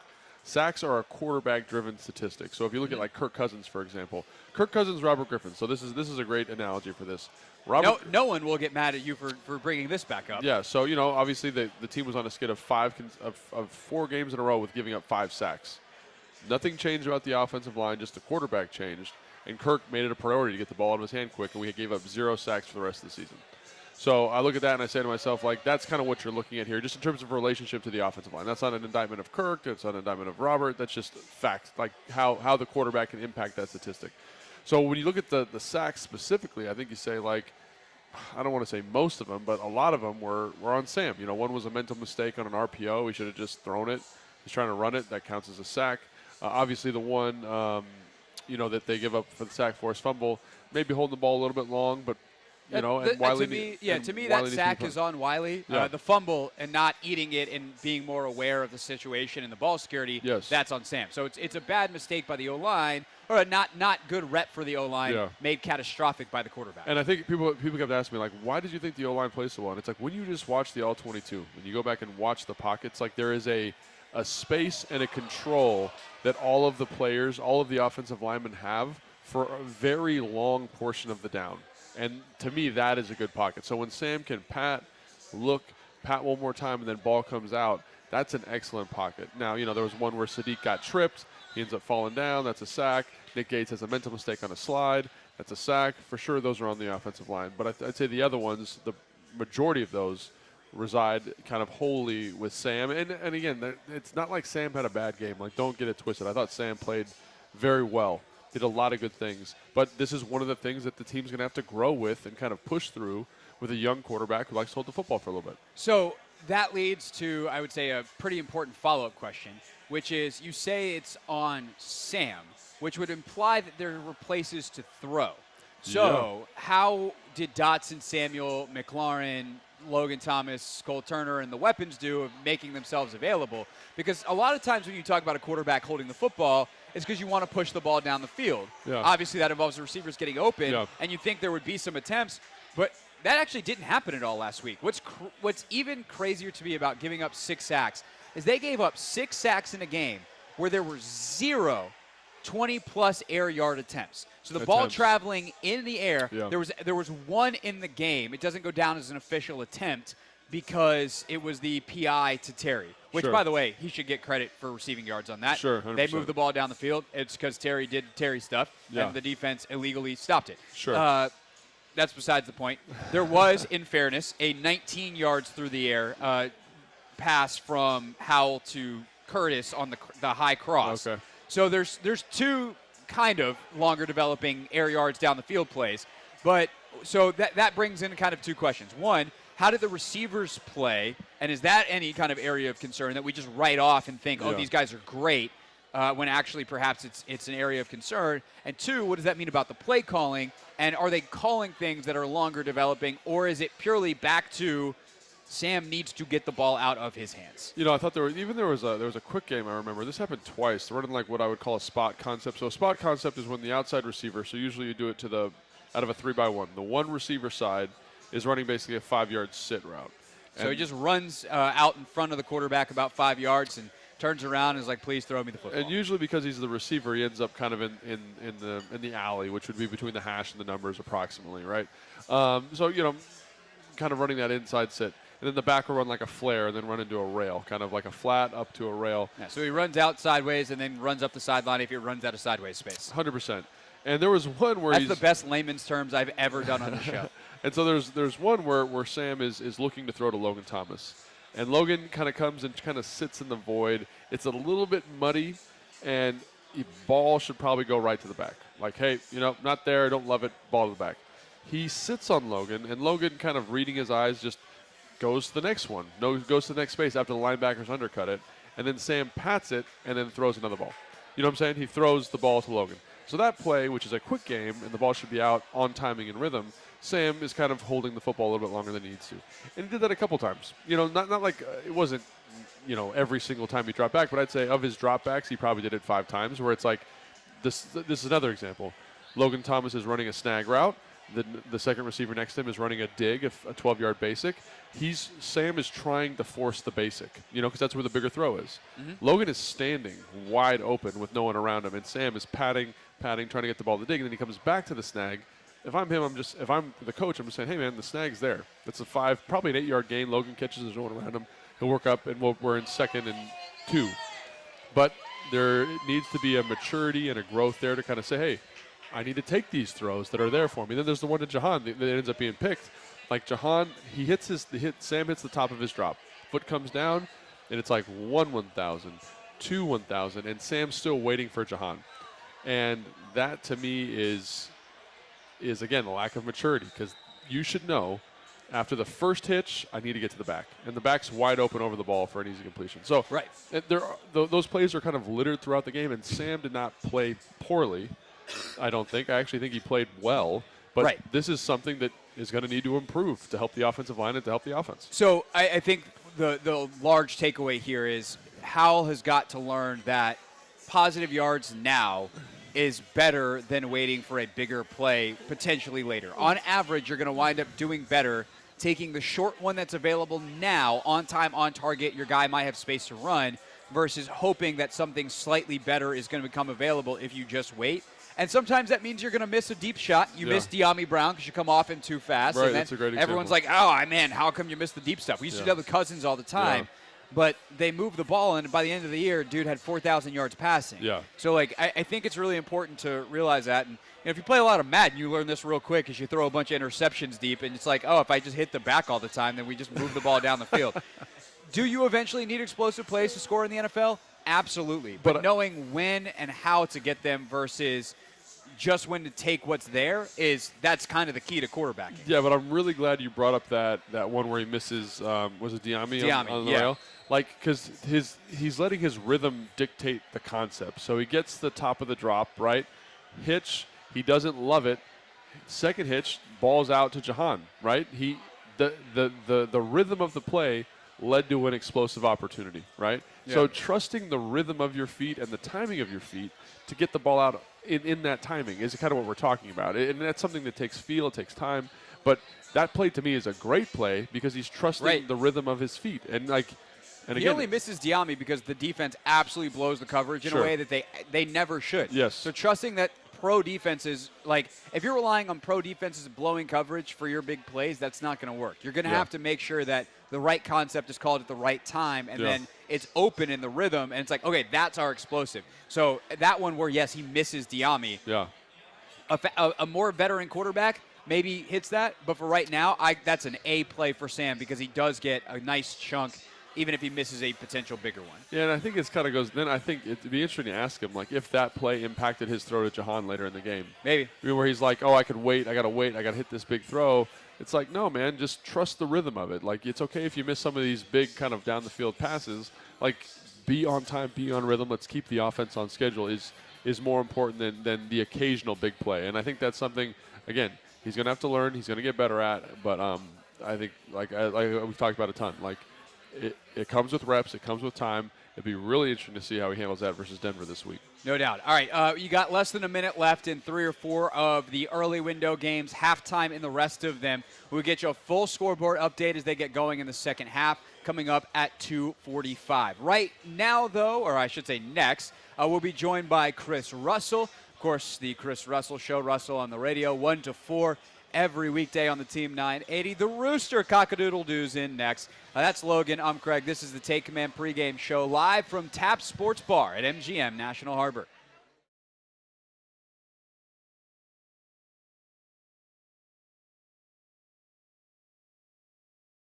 It's Eric.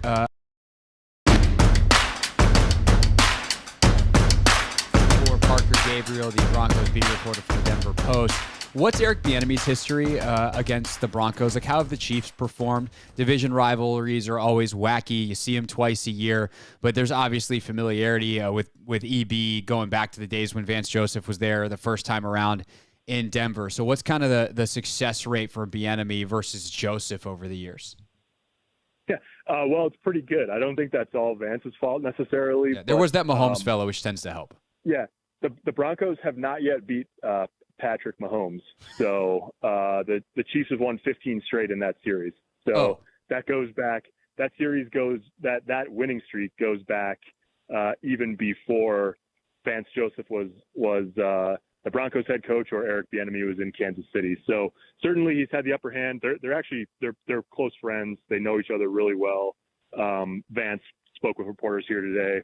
Said someone as he was walking to the podium said, I bet Eric Bieniemy's had you on the mind all week. And Vance laughed and he said, "Yeah, well, he better." And so it's just all in good fun. They're friends. They've known each other forever. But as it pertains to Eric Bieniemy, teams versus Vance Joseph teams, yeah, that's been all Kansas City, just like the rivalry in general.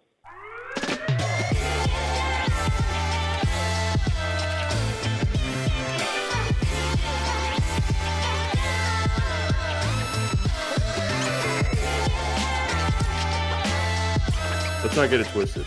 Maybe this is the most important thing.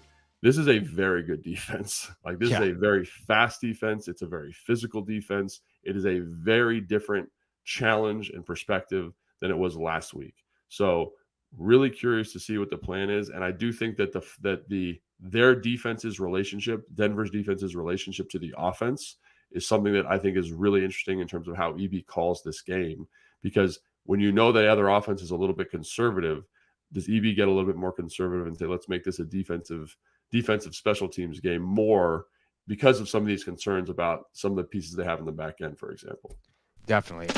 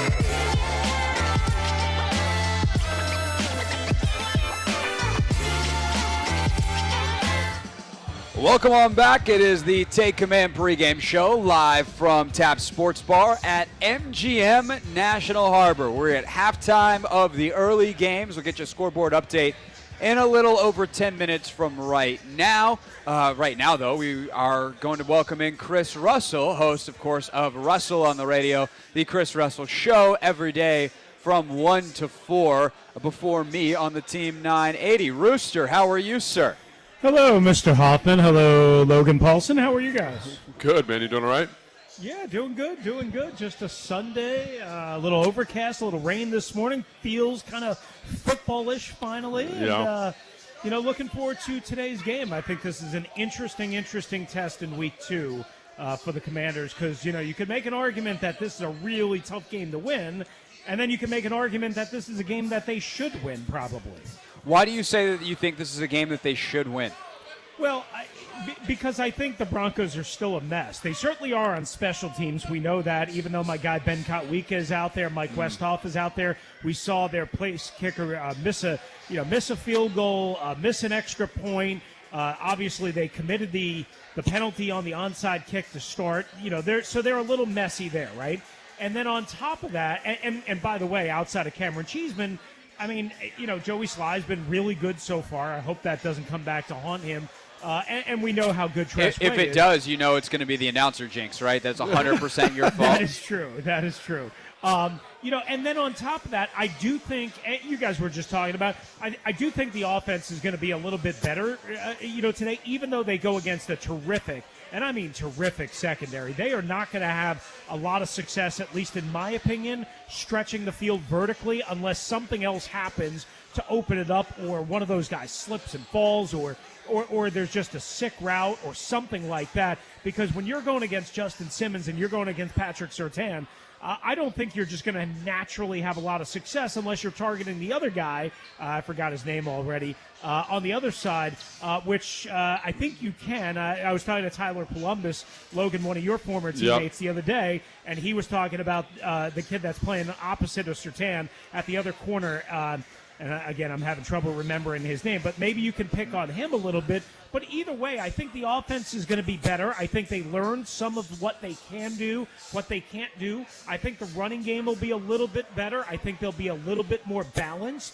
And I would love to see them, get into the natural running back screen, not just by check down a little bit earlier in this game, to get maybe some easy throws, some easy looks, some simplified things. And I think Eric Bieniemy will do that to help Sam Howell on the road against a pretty good but not outstanding pass rush.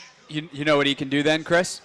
They can draw up some stuff to pick on Damari Mathis. There we go. That's the kid. You talked long enough for me to be able to look it up. That's how I knew that. Damari Mathis. I was trying to buy time for you. How slow do you think I am on the internet? Good gracious, man. Logan?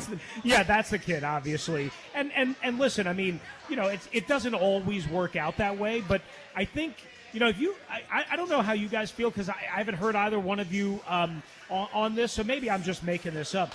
Last week, early on, they had success targeting the left side of the offense, deep vertical, with Diami, who Sam missed on that first drive on like a wheel route, kind of motion, play, and he was wide open. And then on the next drive, they hit the 35-yard pass interference to Terry on that same side in that same area. I wonder if they can isolate again their attack in the deep passing area away from Surtain, away from Simmons, and kind of concentrating on that area to kind of pick on that kid a little bit. Yeah, absolutely. I mean, that would be interesting to check out. So in addition to kind of what this defensive secondary presents, do you have any insight on what this defensive front presents? Everyone keeps saying they should run the football this week, but I think Denver's front Chris Russell's never going to suggest that. I know. But, they did an excellent job against Las Vegas of keeping them in check. I think they had it was something like 6 yards per rush. It wound up being being 62 yards total, so not very good. Not a great day.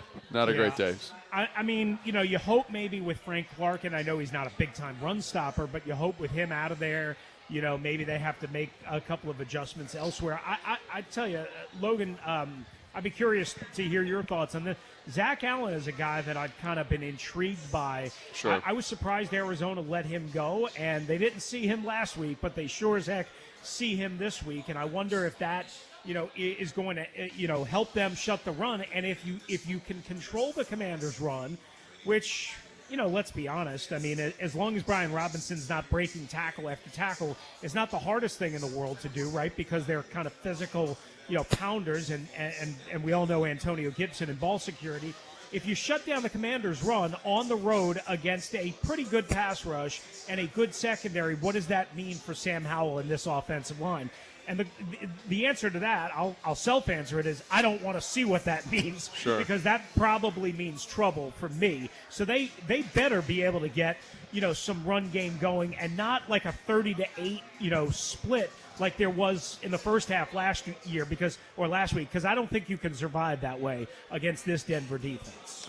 Chris Russell is with us here on the Team 980. Of course, we're also streaming live on YouTube at the Team 980 and on 106.7 The Fan here on the Take Command pregame show on a burgundy and gold game day. When you look at the Commanders defense, what concerns you about what Russell Wilson can still do at this stage of his career, and what this defense showed, by the way, a defense that will have Chase Young today, obviously, for the first time since the preseason?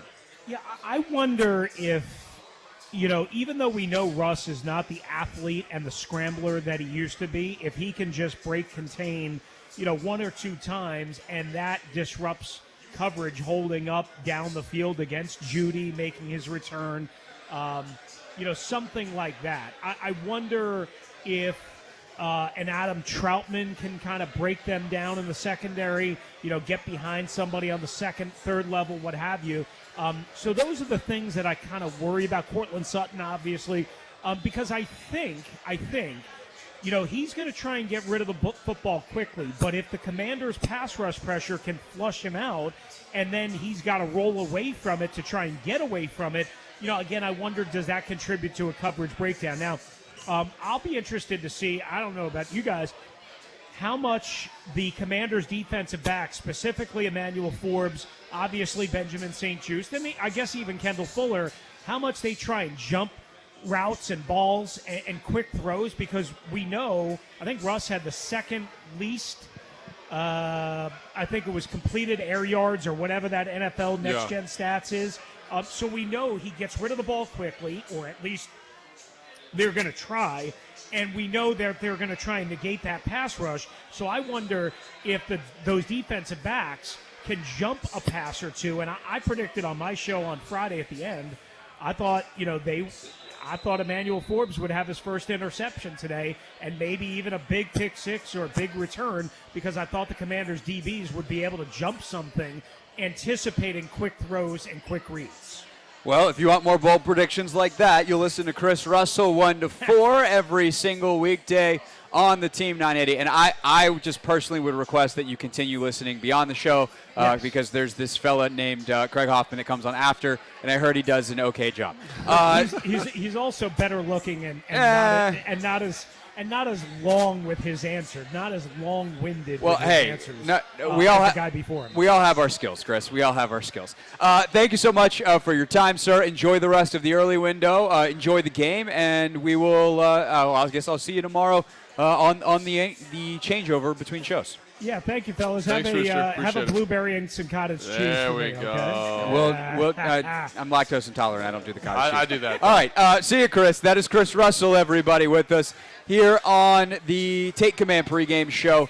We are live from MGM National Harbor at Tap Sports Bar, which, by the way, forget blueberries and cottage cheese or whatever nonsense you want to say. What'd you have? I had some blackened shrimp tacos that were just absolutely phenomenal. The nachos did go by, also look good. So come hang out, get some great food. They got all the games on. They got Red Zone on. Obviously, if you're driving around and you're like, I would like to know the scores without being able to watch Red Zone because I'm driving, good news. We got a scoreboard update next. And then we'll get back into the breakdown as we are getting closer and closer to Commanders and Broncos here on a burgundy and gold game day.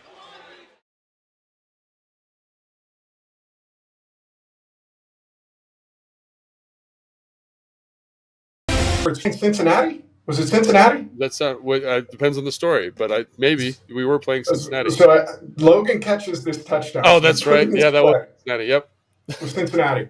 So we put in this play, and it was like, I think we called it Hoss Juke or something like that. I can't remember what we called it in that offense, but Logan's on a seam, right? So he's our vertical threat, taking the top off the defense. Digging out, guys. We're talking in the week. I don't think we ever said it in the install with those guys, but they're like, listen, Logan's not even in the progression. He's taking the top off this thing. We're trying to work this little option route down. And they bust this coverage. And I mean, he is screaming wide open.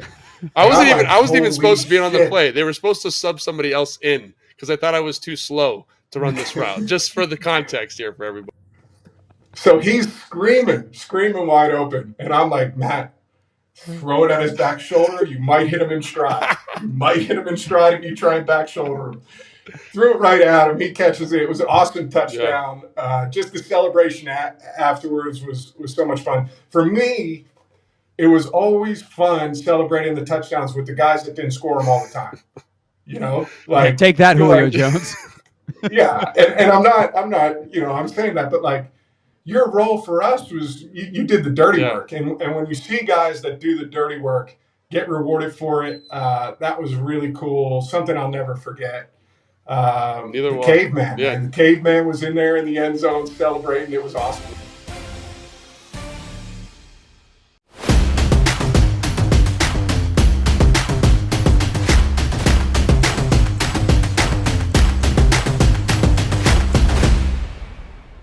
So there was this play where we call it like it was 19 Zorro. So basically like versus a 3-4 structure with an outside linebacker who is Von Miller in this case, I would get help from the fullback, like on inside help. So I could be really aggressive on my reach, really violent to the reach. And so it's me and DY, and DY, is a physical son of a gun. And so we take Von Miller and we put him, like, no joke, in the water cooler. Like, we put him way out there on the sideline. And we were like, this guy ain't nothing. Like, we're going to, we were so fired up. And so it ended up being like a 25 or 30-yard gain. So we were all fired up. And then Kyle's like, all right, let's come back to it. So, like, 2 plays later, we're running again, and we're running to the right. And I was like, oh, man, we are about to tee this dude up real quick. Just tune him up nice and good. And so I go out to get him. And I'm firing off the ball. My hat's low. I'm flat back. And I swear to God, like he was about as close as my hand was to my face. And he just disappeared into like mist. And he like swung me and I fell right on my face. And I just was like, oh my gosh.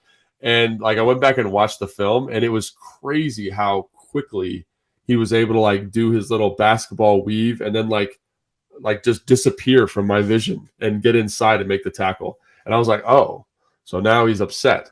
So then the next play, I'm like all tentative and nervous. And I felt like Vaughn did. I watched this on film, so I knew he did this, but he does a really good job of like kind of like playing it like a boxer a little bit. You know what I mean? Like kind of rope-a-doping you a little bit. So like he lets you get one, right? Where I got after him. He makes you look like an idiot. And then the next time I was super tentative on him, and he literally did like a double stick, like he was going to make me miss, and then just grabbed my neck and then threw me over the pile. I was like, man, this is going to be tough. I got to like think of a plan here in the next 15 minutes so I don't look like an idiot for the rest of the game. But, when you're playing elite football players like him, like there's a reason they're elite. So if you get one on them, it's probably because they want. They probably because they're letting you get one. It's a trap. It's a trap. It's a trap.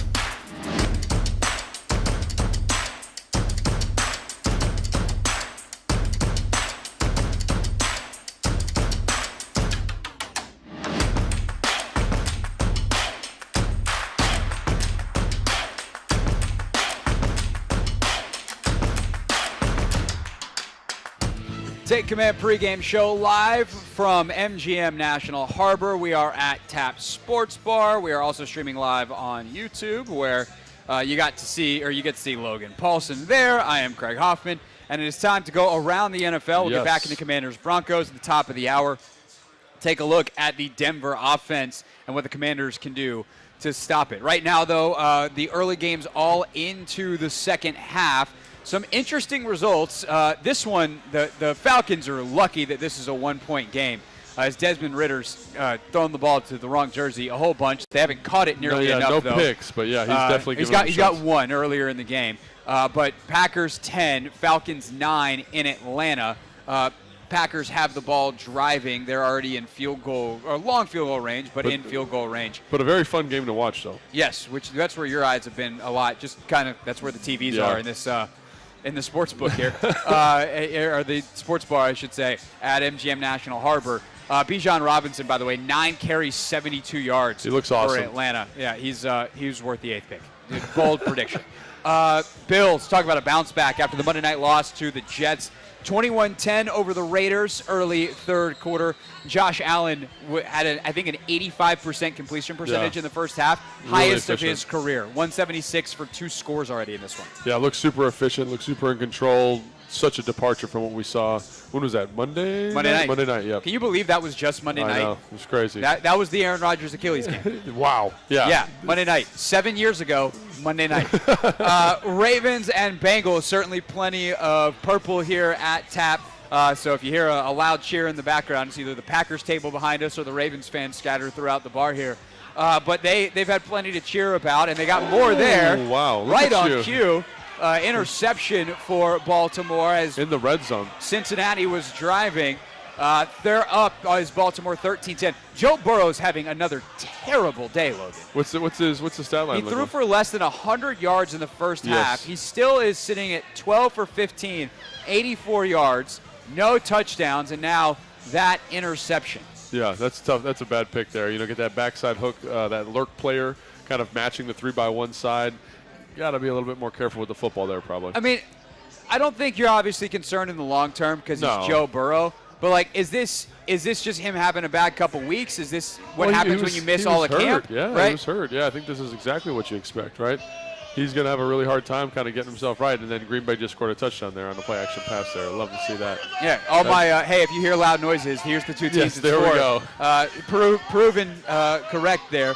Jordan Love, a touchdown pass, 16-9 extra point pending now in Atlanta for Green Bay. And by the way, that 9 for Atlanta because my fantasy kicker missed an extra point earlier. I know, yeah. What's he doing? You hate to see that. Younghoe Koo, come on, through the uprights. Seahawks, Lions, Detroit, their offense still looking fantastic. Jared Goff's got 229 and 2 scores through 3 minutes of the third quarter. Seahawks trailing again. If they lose, Logan, they're 0-2 on the season. 21-14 right now the score. They don't look right. That game's come on a couple times. They just don't look right offensively. And again, Detroit, man, they are so every week so competitive, so aggressive. Flea flicker for a touchdown to give them that last score. So they're always pulling out the stops no matter the opponent. I love that about Dan Campbell's team. How about Amon-Ra St. Brown?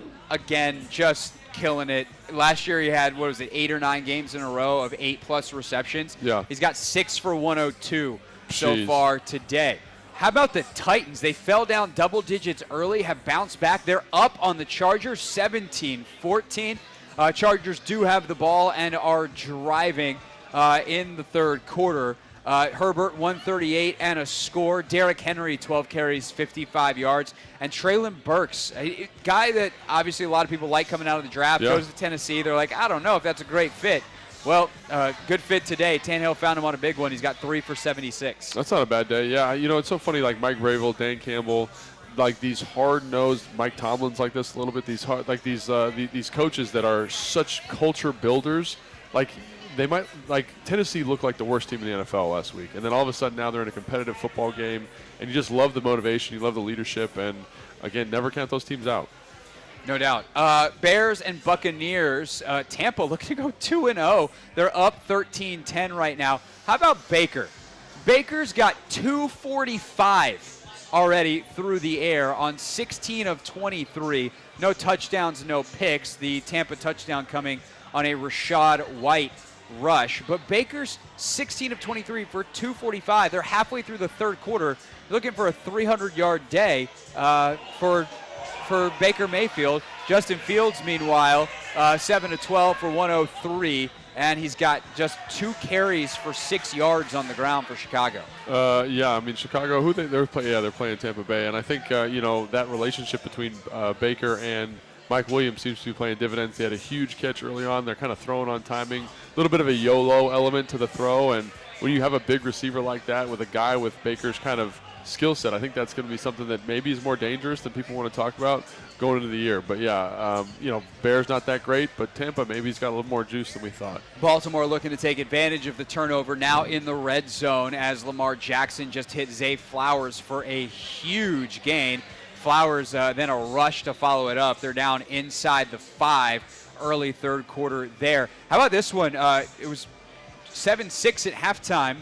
It was like 3-0 deep into the second quarter in Jacksonville between the Chiefs and Jags. Then Patrick Mahomes woke up. He's got 2 touchdown passes now. It's 14-6 early third quarter. They just scored, did the Chiefs, on their early touchdown or on their first second half drive. Saw earlier, Jags doing a good job with Travis Kelce. Kelce, not anymore. Only had 3 targets, 1 catch, 6 yards. Seems like the tide has turned. Yeah, now he just scored a touchdown. Travis Kelce did, and he's the guy that gave him the 14 there. This is one of those things for Jacksonville that you're always super curious about. Like, is the team ready? Have they arrived? Obviously, Trevor Lawrence is the quarterback. They are progressing. They are better. But in these games, when I'm watching them offensively, they're on the screen over here. They just don't look like they're ready for the big moments versus the big boys, right? They're just kind of a tier below, the 49ers, the Kansas City Chiefs, all these different teams. Because in the big moments, they're a little bit quiet. And I don't know if that's because of Andy Reid's relationship to Peterson, because they kind of come from the same tree. They know each other really well. But, they just don't ever look like they're ready. And Lawrence just got up kind of nursing his shoulder there. So going to be a long day for Jacksonville, looks like. Just took a big hit. I think that was Karlaftis coming around the edge. Meanwhile, Mark Andrews in for Baltimore, so 19-10 extra point pending. And the easiest game of the day so far has come with quite the twist. Colts up 28-10 on Houston. Dude, I kind of felt like it was going to go that way, though. I mean, sure, the Texans are not very good, but offensive explosion for Indy without Anthony Richardson for part of this. He actually, I believe, scored two touchdowns on the ground earlier in the game. He went 6-10 through the air and then had 3 carries, 35 yards, 2 of them for touchdowns on the ground. But on the second one, he got hit and is out with a concussion. So Gardner Minshew has come in and gone a paltry, terrible. How could he have 2 incompletions? 11 of 13, Logan. The efficiency of Gardner Minshew and his mustache. Got to respect the mustache, man. Got to respect it. And he, again, I think the Colts are not the Colts. Yeah, the Colts are going to be kind of sneaky good this year, especially if Richardson can stay healthy. Like, watching the touchdown play, it's a fake jet sweep boot where he kind of, like Statue of Liberty, like hides the football while he's standing perfectly still. And his ability to sprint to the edge and outrun the pursuit, like, he is a special athlete. Everyone talks about Jalen Hurts and Lamar Jackson. Like, to have the raw, like, straight line speed that he has at the size that he has it, if he can, like, not do something dumb, like on that play, he gets hit by the DB, falls down, and then hits his head on the ground. That's how he gets the concussion. Like, he's got to protect himself a little bit better. Yeah. But they're going to be scary, I think, if they can handle that. 49ers, Rams, Giants, Cardinals, Jets, Cowboys, of course, Commanders, Broncos, the late window, Dolphins, Patriots tonight for Sunday Night Football. And then you got the dual Monday Nighter this week, Saints, Panthers at 7:15, 8:15, Browns and Steelers. Dude, I'm excited for the Browns, man. I'm excited for them, aren't you?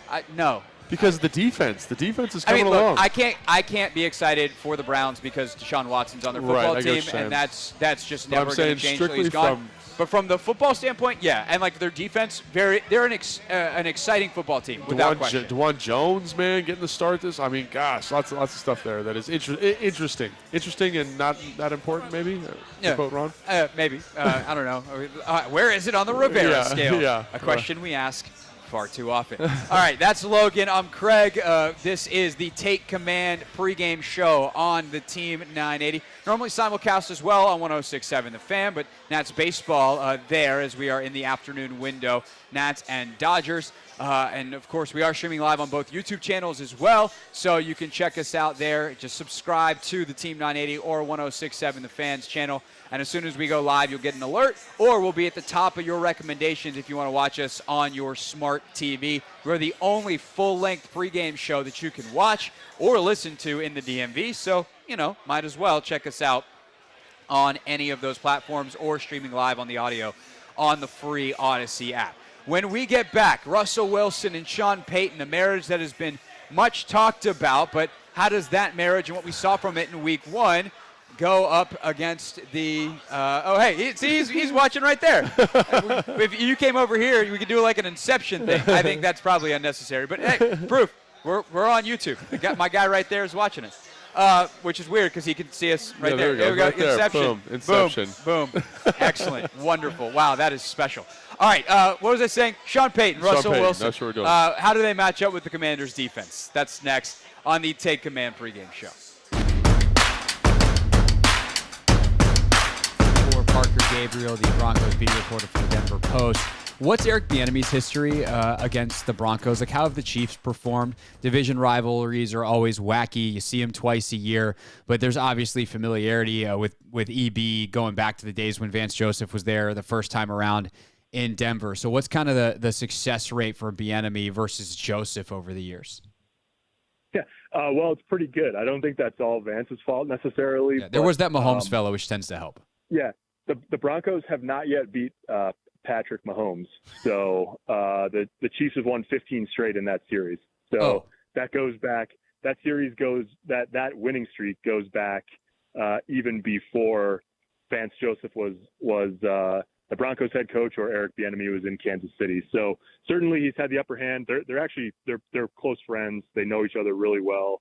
Vance spoke with reporters here today. Said someone as he was walking to the podium said, I bet Eric Bieniemy's had you on the mind all week. And Vance laughed and he said, yeah, well, he better. And so it's just all in good fun. They're friends. They've known each other forever. But as it pertains to Eric Bieniemy, teams versus Vance Joseph teams, yeah, That's been all Kansas City, just like the rivalry in general.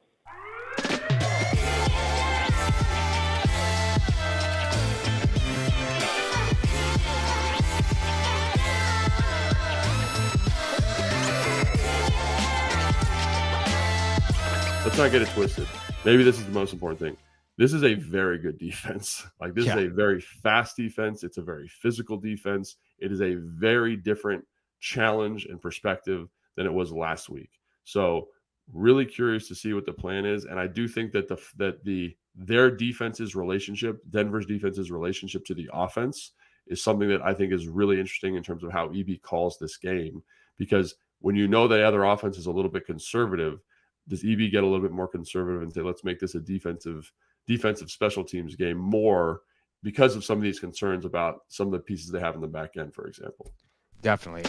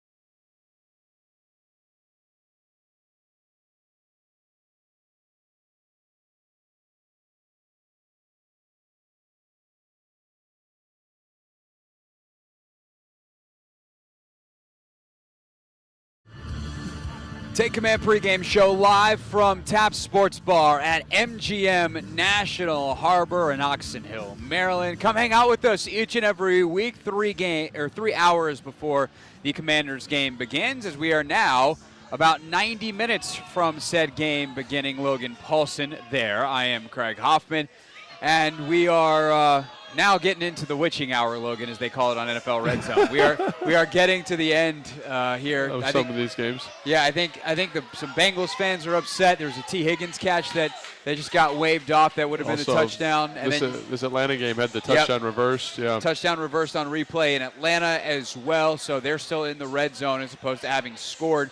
We'll let you know as games go final. Of course, most of our focus, though, on Commanders-Broncos coming up at 4:25. And let's take a look at the Commanders' offense, Jack Del Rio's unit against Sean Payton, Joe Lombardi, and this Denver offense. What do you make of what, both preseason and what you saw in week one, of what Denver is trying to do and how that matches up with what Washington puts out there? Well, this is something we've talked about pretty extensively on the podcast. I think they're trying to limit Russ's opportunities. I think that's what, Sean Payton did when he was in New Orleans with anybody who wasn't Drew Brees. You kind of want to manage manage the game, lean on the defense, run the football, play action pass, screens, quick game, all those types of things that are kind of not very attractive to like fans.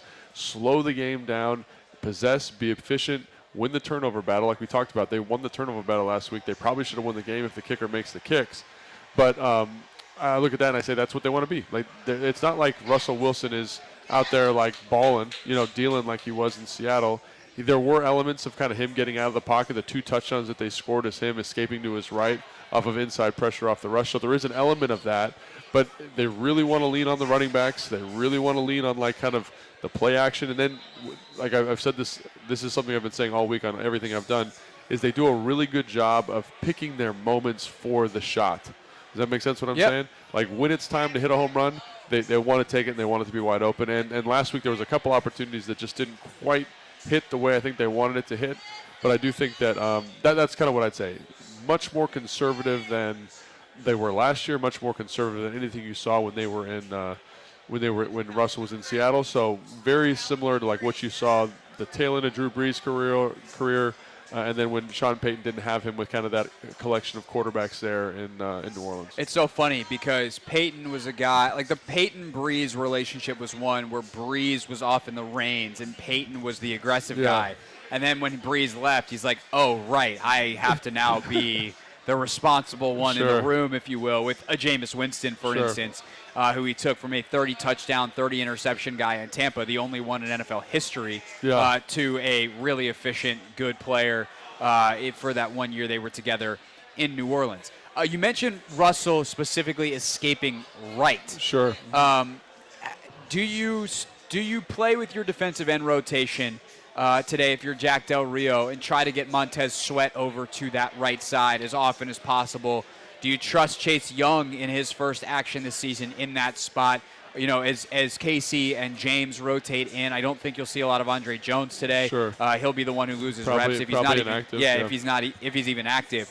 Like, how do you manage your personnel knowing that when Russ escapes, right is the direction he is most dangerous, because that's obviously his throwing side? Yeah, well, Montez usually lines up on that right, on the offensive right anyway, defensive left. So I do think that that's a good matchup. Obviously, that's against Mike McGlinchey, the right tackle that they just signed from San Francisco. I think Mike's a good player. I don't think he's a great player, and I think he has a really hard time with good power rushers. And I think Sweat's he's not he's not like an elite power rusher, for example, but he does a pretty good job of that stuff. So, and now that I'm talking about it, I think I actually have it backwards in terms of where Montez Sweat lines up. Well, it was interesting because in camp, he was a little bit more diverse. He did a lot of work over there because it was Sweat versus Wiley most days in camp. Yes. But last week, James Smith-Williams was definitely on that side more. And and that actually is an interesting question, right? Yeah. It's like, is that a Chase Young preference? Yeah. And if so, is the rotation going to be, like, is Montez good on either side? Chase really likes the defensive right, offensive left, and thus Montez will be over there. Or, do they switch it up? Like, what does it go? Yeah, no, I totally agree with that. I think one of the things that sticks out about that is just the thing, with Chase coming back, all this different stuff is discipline rush. Because say what you want about Montez, he's been very consistent and disciplined in rushing with the guy that he's next to. And when you talk to the guys in the building, or the rumor is when you talk to guys in the building, like this comes from John Keim, is that they like rushing next to him. Because he does what he's supposed to do, because he is where he's supposed to be. Payne, Allen, Big Phil, when he's out there, obviously. Those guys would rather be lined up next to Montez. Yeah, because I think that, Montez he does what he's supposed to do. And it's probably at some points to his, personal detriment in terms of sack total, but it's to the defensive benefit. And so when Chase comes back, he'll be back today in pass rushing situations most likely. Can he be more disciplined? And I think that's kind of to your point, is like, where do you put that piece that's a little bit of a question mark? And I'd probably put Montez on the offensive right, match him up with Mike McGlinchey. I think that's a really good matchup. I think you're going to see a lot of kind of power rushes and a guy that doesn't really set that bull super great. He's a good player, but I like those matchups, and I think I'd probably put him there, just trusting that he's going to do what he's supposed to do. Yeah, definitely. I think I was listening to actually Keim's podcast earlier on the way in over here, and one of the things he was talking about with Jeff Legwold, who is Keim's compatriot with ESPN out in Denver, is earlier in his career, like Russell was a little bit faster and obviously a little more athletic, and he could get out of the pocket so well. And this version of Russell Wilson is not quite that. Faster than he was last year. Sure. He's dropped about 15 pounds this Looks offseason. Well documented out there in Denver. But the other thing I think about is how the game has evolved over the last decade. And, were there freak athletes on the edge 10 years ago? Sure. But there weren't a ton of guys that are running around like Montez Sweat ever in the history of this league. And that is one thing to think about today specifically. If Russ is trying to run away from Montez, like Montez Sweat runs a 4.4. Yeah. And so literally trying to get the edge is impossible. So what happens, though, this is the kind of that cat and mouse game that you're talking about. When do you call the shots? When do you do certain things as a play caller? Yeah. Do you catch James Smith-Williams, Casey Toohill in the game, call your shot knowing you might have a little more time, as Washington does their regular rotations? Yeah. Those guys do not play 100% of the snaps. Yeah, I agree. And I think, another thing that came out of that interview that John had with the gentleman from Denver was just this idea that, like, Russ is a guy who wants to take shots down the field. He wants to push the ball down the field. And the NFL now, the coverage structures are such that they prevent that from happening. So in conjunction with the more athletic defensive linemen, the coverage structures don't let that happen as much. So it kind of takes him completely out of his comfort zone. So if you're jacked, you just kind of say, like, hey, man, they want to run the football, let's let them run the ball. And when we got to get kind of batten down the hatches in those kind of specific situations, the strike zone, the red zone, we get it done, we hold them to field goals, and we win a game, 14, 15 to 17 or whatever it is. And I think that's a very plausible thing is, again, taking away what Russ likes, using your rushers in a disciplined manner. And Ron said something really interesting. I do that game plan show with him, which comes out in the morning on Sunday. And one of the things he said is, like, we're going to give those guys opportunities to take their shots, to be aggressive and kind of build the defense around those opportunities. So that's something I think is also interesting. It's not always like, hey, you're only going to be in these yellow rushes, these conservative bull rushes where we're collapsing the pocket. It's like, maybe through pressure, maybe through line stunts, we're going to give you an opportunity where you can just kind of go get it and see if you can beat the guy in front of you, which I think is great. And I think it's something that I love, that kind of thought process in conjunction with this understanding of who Russ is now as a player. So there's something you said there that sparked another question, follow-up from me. We'll continue talking about the Denver offense, how they match up with the Commanders' defense, and a certain group of players who could be put in the spotlight today. Grant Paulson still going to join us as well. Our picks for the game coming for the end of the show. The Take Command pregame show continues in less than 5 minutes here on a Burgundy and Gold game day from Tap Sports Bar at MGM National Harbor, where we are also streaming live on YouTube.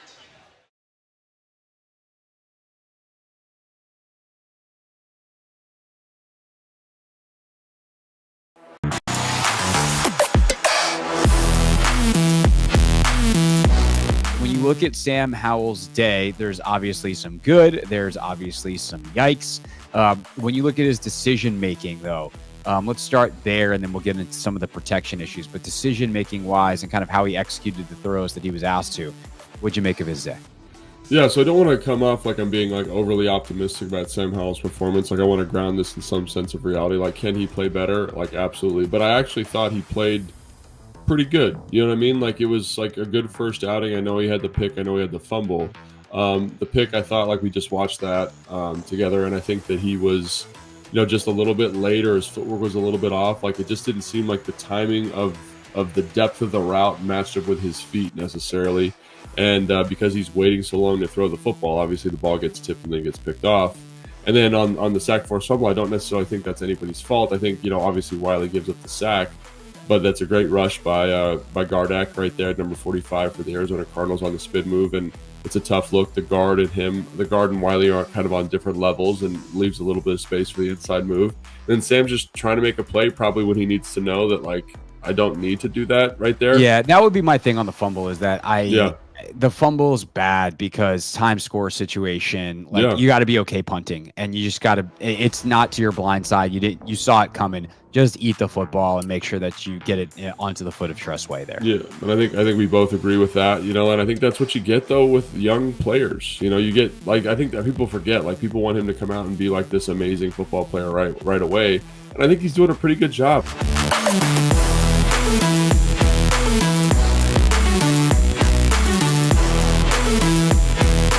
Last guy to mention real quick, Antonio Gibson.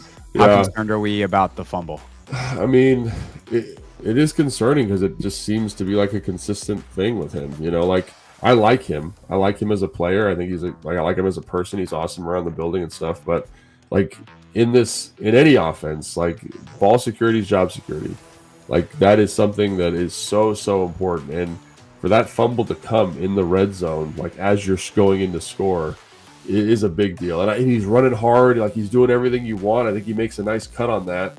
But I think he's going to get less touches, you know, like if that continues to be an issue. And EB's always been very good, at least in my experience with him, about coming back to guys after they have an issue, you know. And, you know, Gibson catches the screen in the fourth quarter that ends up being like I think it was an 11-yard gain. Yeah, it should have been a first down. Right. The referees decided that they were going to have a terrible day, so it wasn't.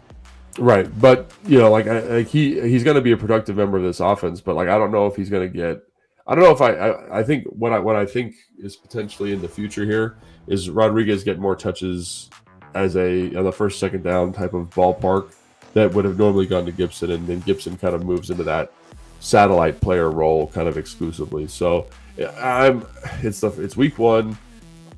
I'm not a guy to overreact, but the fact that there's this kind of fumbling history in Gibson's past, you know, like makes me a little bit like, come on, like we got to get that cleared up.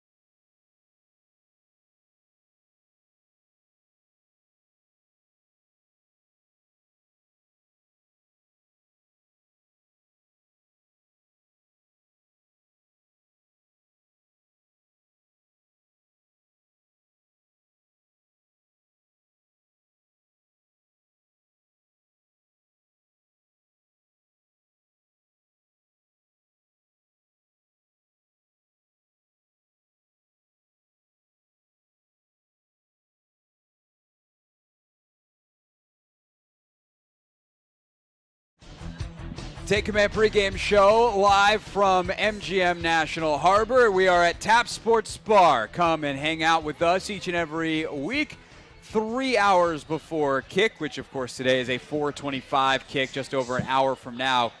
At is it Vesco Field, maybe, Logan, something like that? Yeah, I have no idea. It's Mile High Stadium. Yeah, it's Mile High Stadium. That is Logan Paulsen. I am Craig Hoffman here on the team 980, where we bring you the injury report brought to you by the Centers for Advanced Orthopedics. More physicians, more locations, more advanced care centered around one thing, you. Visit CFAortho.com. Do this quickly, and then back to the group of players that I think is in the spotlight today.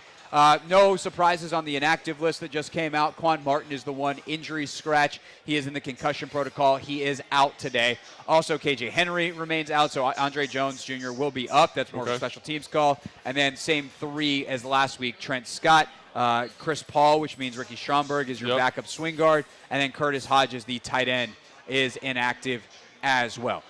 We were talking, though, about the Denver offense, Logan, and a group that could be really put to the test today. And I'm going to call it the second level of the defense, because if we just say the linebackers, that's typically going to leave out whatever safety is coming down in the box. This is a team that plays two backers most of the time, often plays one backer, and then a player who is most likely, most often, Cam Curl on that layer as well. Now, you said if you're Jack Del Rio, you might just look at Denver and say, we're not going to let Russ cook. We're not going to let him get these deeper shots. we're going to invite you to run the ball. We know that you want to, but we trust that we can stop it. Yep. That puts a lot of pressure on the linebackers. Are they up to that task? Yeah, I mean, I think when you look at Jamin Davis specifically from week 1, like he was awesome, man. He's playing with such a confidence and a physicality that you just love to see from him. I think Cam had an excellent game, kind of playing that Buffalo nickel that, that it's a regular nickel, but it's played in running situations, I guess is how I'd characterize the Buffalo nickel. So he did a great job taking on offensive linemen, making tackles, being physical. So I love to see that. I think the one guy that struggled a little bit was Cody. We talked about Cody a little bit, and I think we like Cody as a person, and like the film of him in Seattle. Maybe I've never talked to the man in my life. Yeah, but I'm saying there's never heard a bad thing around the building. Seems to work hard. All correct. That kind of stuff. Yeah, that's exactly right. So what I'd say is just like the thing that sticks out to me is he needs to play some better football. In terms of making sure we're peeling the double teams, we're giving John Allen and Daron Payne one-on-one situations when we're not in the single front. I think he did an okay job calling the defense. There didn't seem to be an issue there. But in terms of just down-to-down play, I think he needs to be a little bit more consistent. So that would be my one question mark today, because I think the interior of this offensive line for Denver is a pretty good group. I think, Powers is the guy they paid $55 million to. He's their left guard. Their right guard is I think he's a third-year guy out of a small school. Good football player, though. I like watching him play. And then Quisenberry is the center who has kind of been up and down over the course of his career, and I think a lot of people see that as a weak spot of the offensive line. I personally think that they do a good job insulating him with the guard play. But, that's who he's going to be seeing, when we're talking about Cody from a down-to-down perspective. So I think hopefully he has a better game this week, because I do think, to your point, they're going to test that second level of the defense quite a bit in terms of how they run the football. And if Jack wants to play more conservative coverage structures, he really needs to make sure he steps up. So this would go counter to that on some level, because if you're playing Cinco front, you're not inviting the run. But okay, so let's talk about that real quick. Okay. So, well, here, let me just finish my thought, because otherwise I'll lose it. In theory, if you got 5 defensive linemen on the field, you're kind of saying, hey, pass it. Because running against this is going to be bad. But if I'm Jack and I'm trying to either make it easier for my defensive linemen to get off blocks, or I'm trying to get them one-on-ones in pass situations, if I can isolate that center or that young guard who are not as experienced, not give them the help of each other or someone who you just paid a bunch of money on the other side, that seems advantageous. To me, I would not be surprised if they play a ton of Cinco today, because there are some one-on-one matchups that would be very good for this Commanders defensive line up front. Yeah, so I think the Cinco front, that is a little bit of a misconception when it comes to stopping the run. Obviously, that is what they use traditionally to stop the run, but stopping the run is about math. It's just simple numbers, right? Well, no wonder I couldn't figure it out, Logan. So we've met. So let's say you've got a 7-man blocking surface plus the running back. So you got a tight end and a fullback, or 2 tight ends, whatever it is, and you play the Cinco front. That's 5 guys plus 2 linebackers. You're still technically short, because you only have 7 people to stop the run. So you have 1 for every blocker, and then you don't have anyone for the back. Right, so which usually is important because he's the guy with the ball. Yeah, so usually you need 8 guys. So in the Cinco front, what they've traditionally been able to do is let Ridgeway kind of play a 2-gap, so a gap and a half, and then let John and Payne kind of just win their one-on-ones, and usually that covers up some of the gap stuff you run into. However, when you play a team like Atlanta, who we're not playing this week, but what they do a really good job of is stressing those rules gap by gap, and they will point out if you're short. That's why they had a hard time stopping the run. I don't think Denver runs the football that way, so they probably could get away with the Cinco front, get away with those 2 linebackers, get away with or Cody and Cam in the box there, and then play those softer coverage structures, which is what you're looking for. They brought a couple zone pressures or fire dogs where you're dropping Casey Tuhill or Montez Sweat off into coverage, and that was very, very effective. So it gives you some flexibility, and I do expect to see it quite a bit today. It's just how far do they commit? Because I think when you play teams like Tennessee, you see their Cinco front, it's got 2 linebackers in it, and Cam's rotating down to the box. So they are playing like a true 8-man front, as opposed to kind of what we're talking about, where they're going to be a little bit light in box structure, and as a result, maybe be a little bit more susceptible, even though they've got bigger personnel on the field. So let's talk aggression real quick, because I think one of the things that seems to be, I don't want to say a theme, a hypothesis for a lot of analysts, myself included, about both of these teams is they want to kind of play more conservatively, let another team make mistake, trust the fact that their defense is going to be good enough. But on the defensive side, like you can also ratchet up pressure. Sure. Wink Martindale on one end of the scale and whoever we want to put on the other end. Vic Fangio, Yeah, Vic probably. Fangio on the other end of we're going to go all out and Sure. blitz everything, or we're going to sit back and just trust our rush. So when you think of the aggression level, and this becomes a total team thing about what you think your offense is capable of on the other side as well, how much pressure do you expect to ramp up if you're Jack? Or do you just kind of sit back and say, look, if we don't give this Denver offense opportunities, like if we don't take high-risk risks, they're not going to be able to beat us over the course of 4 quarters. That's the direction I would lean. I would just trust my coverage, trust my basic rushes, mix it up just enough to keep them uncomfortable. But I could also see, hey, let's heat Russ up and make him make plays because we don't think he can do that anymore. Yeah, I don't know if I would do that, honestly. I think this team has been built and this roster has been constructed in the version that you've described there, where it's like we have 4 awesome pass rushers, especially today with Chase. And we've talked about the depth pieces there as well. We don't need to do – like everyone in the NFL is trying their absolute hardest to win with a 4-man rush. And we have built this team – to win with a 4-man rush. Like that's how the Martys, that's how Ron, that's how they envision this team. That's why they've moved to a 4-down structure predominantly, because Jack had to change his defensive system coming here. And it's because they've got the 4 horsemen of the apocalypse up there. And you should be able to do that. And with the coverage guys in the back end, they should be fine. And if I don't have to blitz to create that pressure, then I should be fine. So if I'm him, I'm probably planning on those guys winning. But like you said, I want enough variation in terms of run stunts, in terms of line stunts, in terms of games, in terms of pass rush games, that the offensive line has to play it a specific way. You know what I mean? Yeah. While still kind of keeping the conservative nature of my ultimate defensive philosophy. Russell Wilson last week, by the way, 27 of 34. That's 79.4%. 2 touchdowns, no picks. That was good for 108 rating. Second highest completion percentage and 5th highest rated among QBs in week 1. He had 2 touchdown passes, or he has 2 touchdown passes in 3 of his career games against Washington of the 4, and he's aiming for his 5th in a row at home with 95 plus, and a 4th in a row at home with at least 2 touchdown passes. So some pass success at home, some pass success against Washington for Russell Wilson. Speaking of pass success against Washington, Jerry Jeudy had 4 catches in their last meeting. He will make his season debut today. Also finished last season very strong. Final 5 games last year, 5+ catches, career high 154 receiving yards in week 18. When we get back, what about the Commanders' star receiver? Can they get Terry McLaurin more involved? Sure. Do they need to get Terry McLaurin more involved? We will discuss. And then Grant Paulson will join us at 4 o'clock. We'll pick the game as well, a final look around the scoreboard. All still to come. We are now officially less than an hour away from kick here on the Take Command pregame show on a burgundy and gold game day.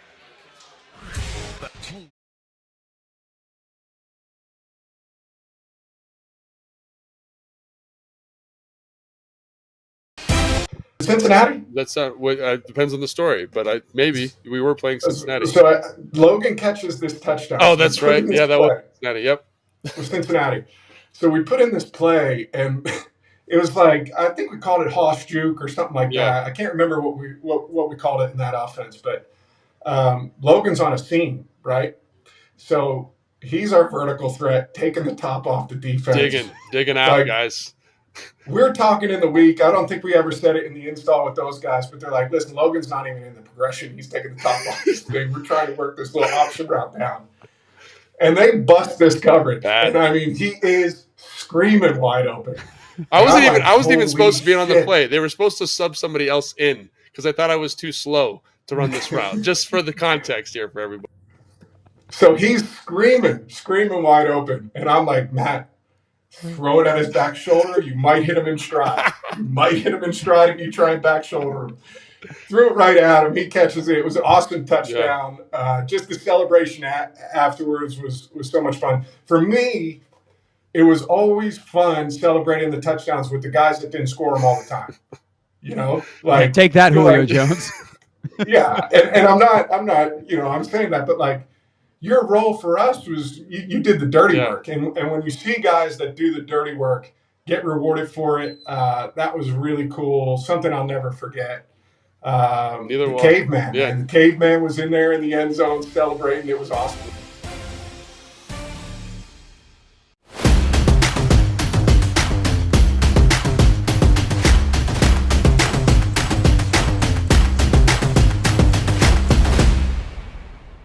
So there was this play where we call it like it was, what is it, 19 Zorro. So basically like versus a 3-4 structure with an outside linebacker who is Von Miller in this case, I would get help from the fullback, like on inside help. So I could be really aggressive on my reach, really violent to the reach. And so it's me and DY, and DY, is a physical son of a gun.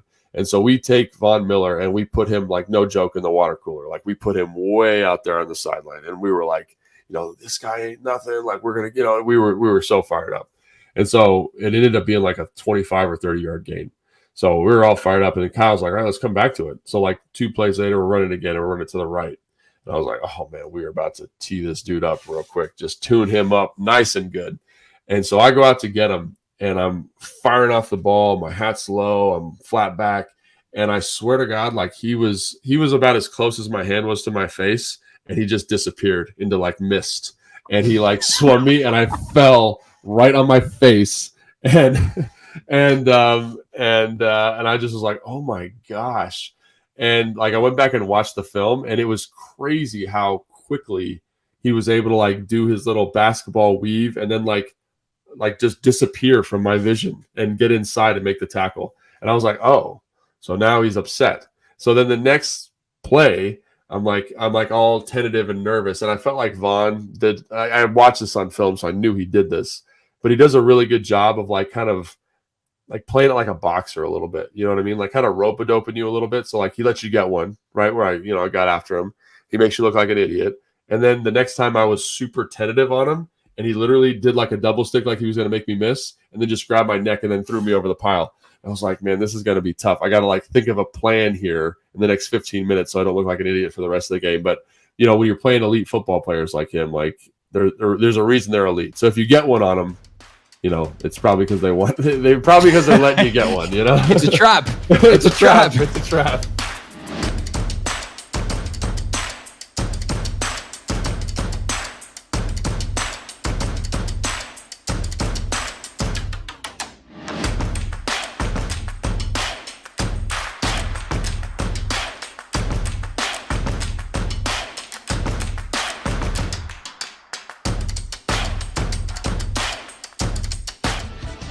Welcome back to the Take Command pregame show. That is Logan Paulsen. I am Craig Hoffman. We are live at Tap Sports Bar at MGM National Harbor. You come hang out with us 3 hours before each and every kick. We'll be back next weekend at 10 a.m. I think the doors open at 11. Yeah. So, it is a sports bar. It's a lovely sports bar. Logan was actually saying earlier, he's like, I got to come to sports bars more often. Yeah. This is the kind of sports bar that makes you want to hang out at sports bars. Correct. That is right. So all the games are on. Everyone's good vibes. So, yeah. So we'll be here at 10. They'll let you in at 11. So we'll see you next week then. We'll be right back here on the internet, so to speak, Logan, after the game, about 90 minutes after the final whistle. Logan and I will reconvene for the Take Command postgame podcast, which we are now streaming live on the Team 980 and 106.7 The Fans YouTube page, where we are, again, streaming live right now. So if you're driving around and you're on your way home and want to just keep listening to the pregame show without being in your car, flip us on your smart TV. Open up the YouTube app and either the Fan or the Team 980's YouTube page, and you can watch us there. Okay, so Terry Mclaren has just 4 targets last week, Logan, officially. And I think that is something that's important to stand out. How much different is this conversation if the pass interference call that goes to him is a catch or is counted in his receiving statistics? Probably slightly different, but it definitely didn't feel like he had a massive impact on that game, nearly as much run as a Logan Thomas, as a Jahan Dotson. Let's first, before we talk about what could change, and hear from Eric Bieniemy on the subject, how would you evaluate the way Terry was used and the way he played last week? I mean, I didn't really have a problem with it. Did you have a problem with how it was used? I mean, I think this is like a characteristic of the offense. It's going to be a different guy every week, different guy with different opportunities. Like, it's up to the quarterback to read through the concepts. I do think you could make him the number 1 receiver more often if you really want to get him more touches. That is something I would like to see. The number 1 read, but I think overall it's kind of like he's like this is probably how it's going to go. There's going to be a game where it's 4, a game where it's 10. It's going to kind of ebb and flow like that, and also based on matchups. I am not overly concerned because it was week 1 and it was Arizona. Yeah. If this becomes a trend, I hate it. I would like to see the guy you paid all that money because he's so good at football get the ball. And I do think this is something that coaches in the NFL and people around it who analyze the game, who are very smart, often overthink.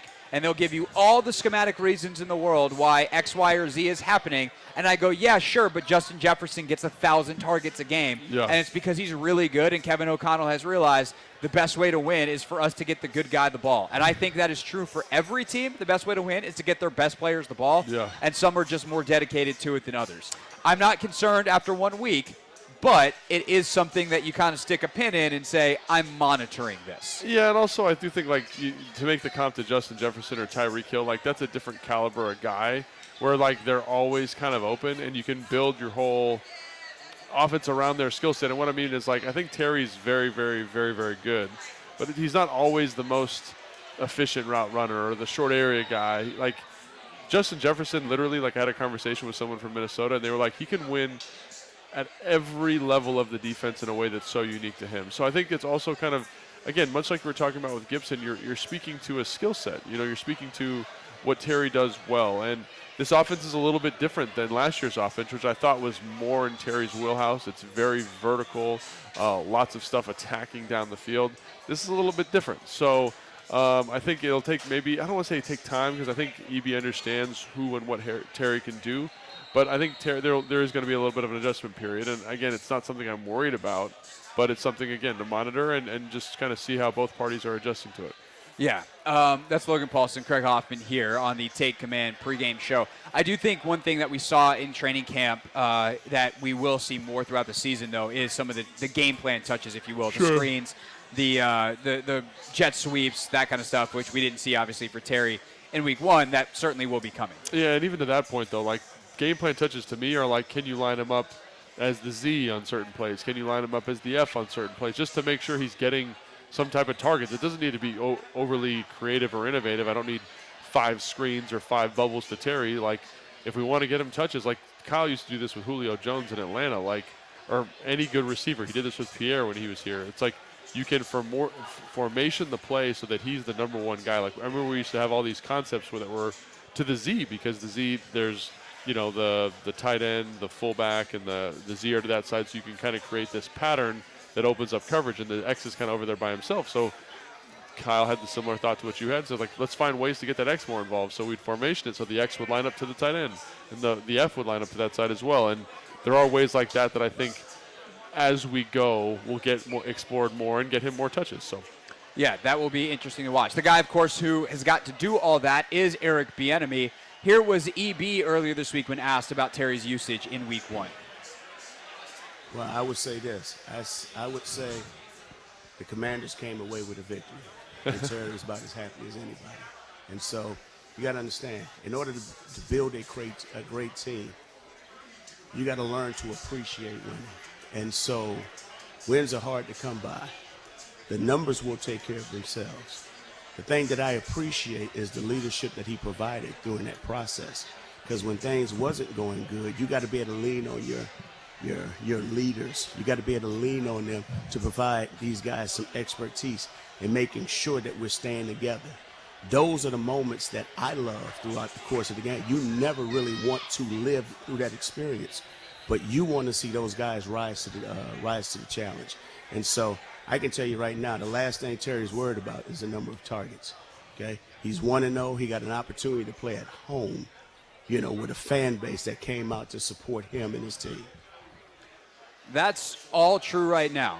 What an excellent answer. Though. Yeah, I mean, look, EB's a masterclass in this stuff. He's so good at it, which makes it all the more mind-blowing that he's never been a head coach in the league. It's just like how 32 NFL owners decided there's better dudes than that to be a head coach. Yeah. That's a different discussion for a different Yeah. time. But we all know that, like, as long as you're winning, that's fine. And a guy like Terry is definitely unselfish. Yeah, very team-driven guy. Very team-driven. But the second it goes sideways, if he hasn't been getting the ball, he is a receiver. And he is going to want the ball through the motivation that he's like, hey, man, I can help us win. And so no matter the prescription, whether it's because I'm a diva and I need my touches or because, hey, we're not winning, or we're not scoring 20-plus points a game and we think we're capable, like eventually they're going to need to make sure that he's getting said touches. And, it's a great answer. It's true. It's also easier to do after 1 week, and eventually they will have to get him, find ways to get him the football, which, by the way, just to be very clear, I don't think is going to be a problem in the long term. Yeah, and it wasn't like he didn't get a lot of targets. I get 5 targets, right? Including the 5, including the PI. Yeah, sure. so to me, I'm like, that's a pretty good day, versus I don't know, we'll see. Obviously, you want you guys to get more touches and exploiting matchups and all those kinds of things, but I'm also like, that's not a bad day at the office, is what I'm saying. For a guy that, when I played with Julio, this is a great example. There would be weeks where he'd get 3 targets, and then there's weeks where he gets 15. So it's part of the ebb and flow of a season and a play caller and exploiting matchups and finding who's got the hot hand and to defend the way they allocated targets. Sheehan was the guy coming out of training camp that really stood out to me above everybody else. So, maybe there's this shift in the staff about him being the number one or him being the number one option on certain concepts. We have a lot of playmakers, and there's only one football. And I think this is part of the NFL process, I guess, in cultivating an offense. So that's a great context and perspective of the ebbs and the flows. I think people were upset when they see Logan Thomas continuing to get fed, and he obviously had the drops early, and it's the irrational emotions of a game. I get it, yeah. And that's part of it, but that's why we sit back, we take a second, we analyze, and we continue marching forward. One thing that we haven't mentioned yet, which is a bad job by us, I'm just going to own this. There are 2 dudes in that Denver secondary that are as good as anybody else playing their position in the entire league. Justin Simmons as a safety is phenomenal. Perhaps we'll talk about him in the next segment. But I want to talk about the Surtain strategy here. Pat Surtain II is arguably the best cover corner in the NFL at this point. He's putting his name up there. I know that sounds crazy because he doesn't have that rep. No. But if you watch it and you listen to guys who cover him, he just shuts down the other team's best player every single week. 100%. Devontae Adams could not get free. Not get free last week against Pat Surtain, and eventually Josh McDaniels was like, I think we should line up Devontae on the other side, and he started to get going a little bit, which is good news because it means Surtain's not really traveling and you can get your best players away. But do you even mess with that side? Or are we talking about a one-sided offense today? And you just do not look wherever Surtain is. Is he that good? I mean, he was that good against Las Vegas. He was really, really excellent. And, one of the plays that stuck out to me is, they're running a flea flicker, right? And, usually there's a little bit of indecision. The DB's eyes get a little bad. There's space. There was zero separation between him and Devontae Adams. And he was consistently doing that. Now, you talk to some people in the building, and they're, pretty adamant that, he's getting away with holding. He's not doing what he's supposed to do. That should have been a penalty. I don't care, man. I don't care even if you are holding. That level of coverage is very, very challenging. And I know PFF came out and basically was like, he's the second best cover corner in the NFL, kind of leading into the season and after week 1. So I think that should give you some context for where he is at from a production standpoint based on PFF's metrics, which I think are actually pretty consistent in terms of kind of grading players. I don't think it's always accurate game to game. But I think if you look at the aggregate of the season or an aggregate of 2 seasons, you're kind of right on the money there. So I think he's excellent. I don't think you want to totally shy away from him completely, but he is very good. He's very, very good. And that's basically what happened last week.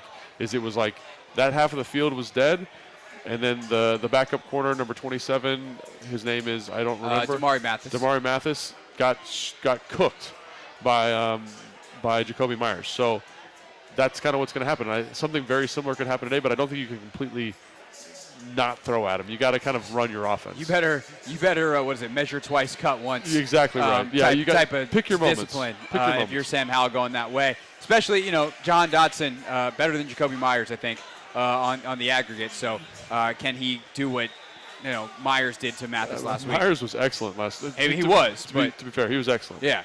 All right, so that leaves Simmons, who we should still talk about. And there's another opponent that we haven't talked about yet either. That is the altitude. And the Commanders are taking a very unique kind of approach to this week, playing at altitude, one that I had frankly never heard before. So we will discuss that decision next, as well as Justin Simmons, the all-pro safety for the Broncos, and what the Commanders can do to be careful and not let him have an outsized impact on the game. Grant Paulson at 4 o'clock. Then we pick it and say goodbye. Hand over to the in-game show coming up at 4:25. It's the Take Command pregame show live from Tap Sports Bar at MGM National Harbor on a burgundy and gold game day.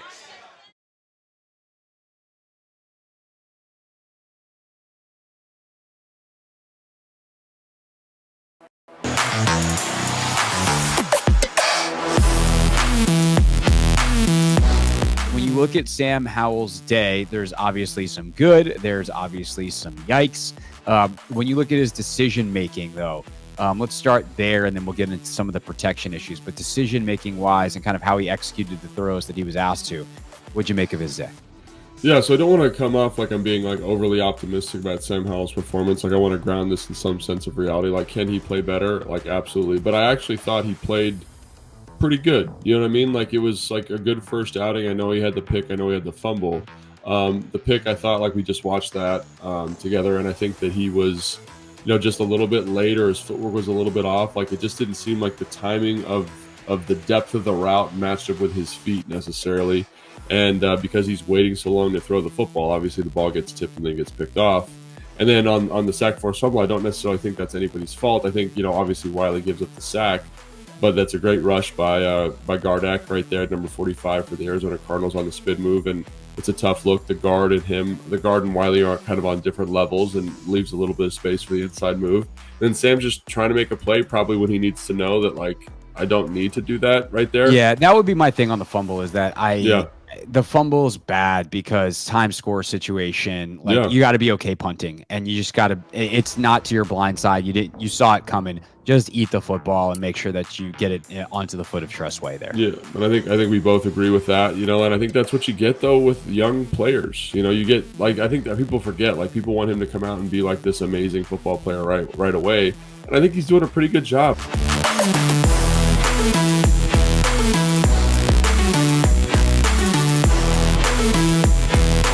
Last guy to mention real quick, Antonio Gibson. How concerned are we about the fumble? I mean, it is concerning because it just seems to be like a consistent thing with him. You know, like, I like him. I like him as a player. I think I like him as a person. He's awesome around the building and stuff. But, like, in any offense, like, ball security is job security. Like, that is something that is so important. And for that fumble to come in the red zone, like, as you're going in to score, it is a big deal. And he's running hard. Like, he's doing everything you want. I think he makes a nice cut on that. But I think he's going to get less touches, you know, like, if that continues to be an issue. And EB's always been very good, at least in my experience with him, about coming back to guys after they have an issue, you know. And, you know, Gibson catches the screen in the fourth quarter that ends up being like I think it was an 11-yard gain. Yeah, it should have been a first down. Right. The referees decided that they were going to have a terrible day, so it wasn't. Right, but, you know, like he's going to be a productive member of this offense, but, like, I don't know if he's going to get.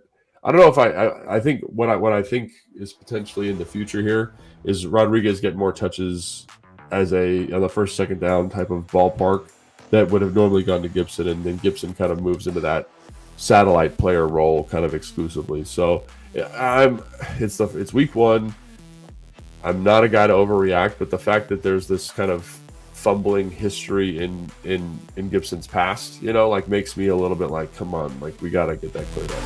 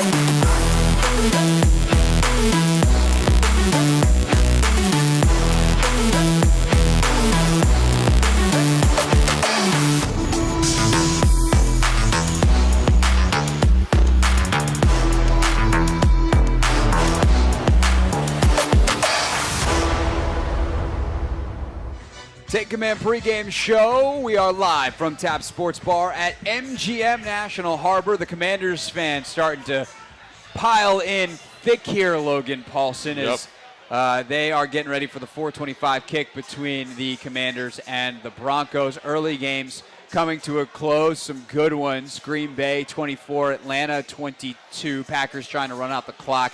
About 7 minutes left in that one. They've had a good day on the ground, even though Aaron Jones is out, something I wish I had remembered when I set my fantasy lineup this morning. You're welcome to whoever is playing me.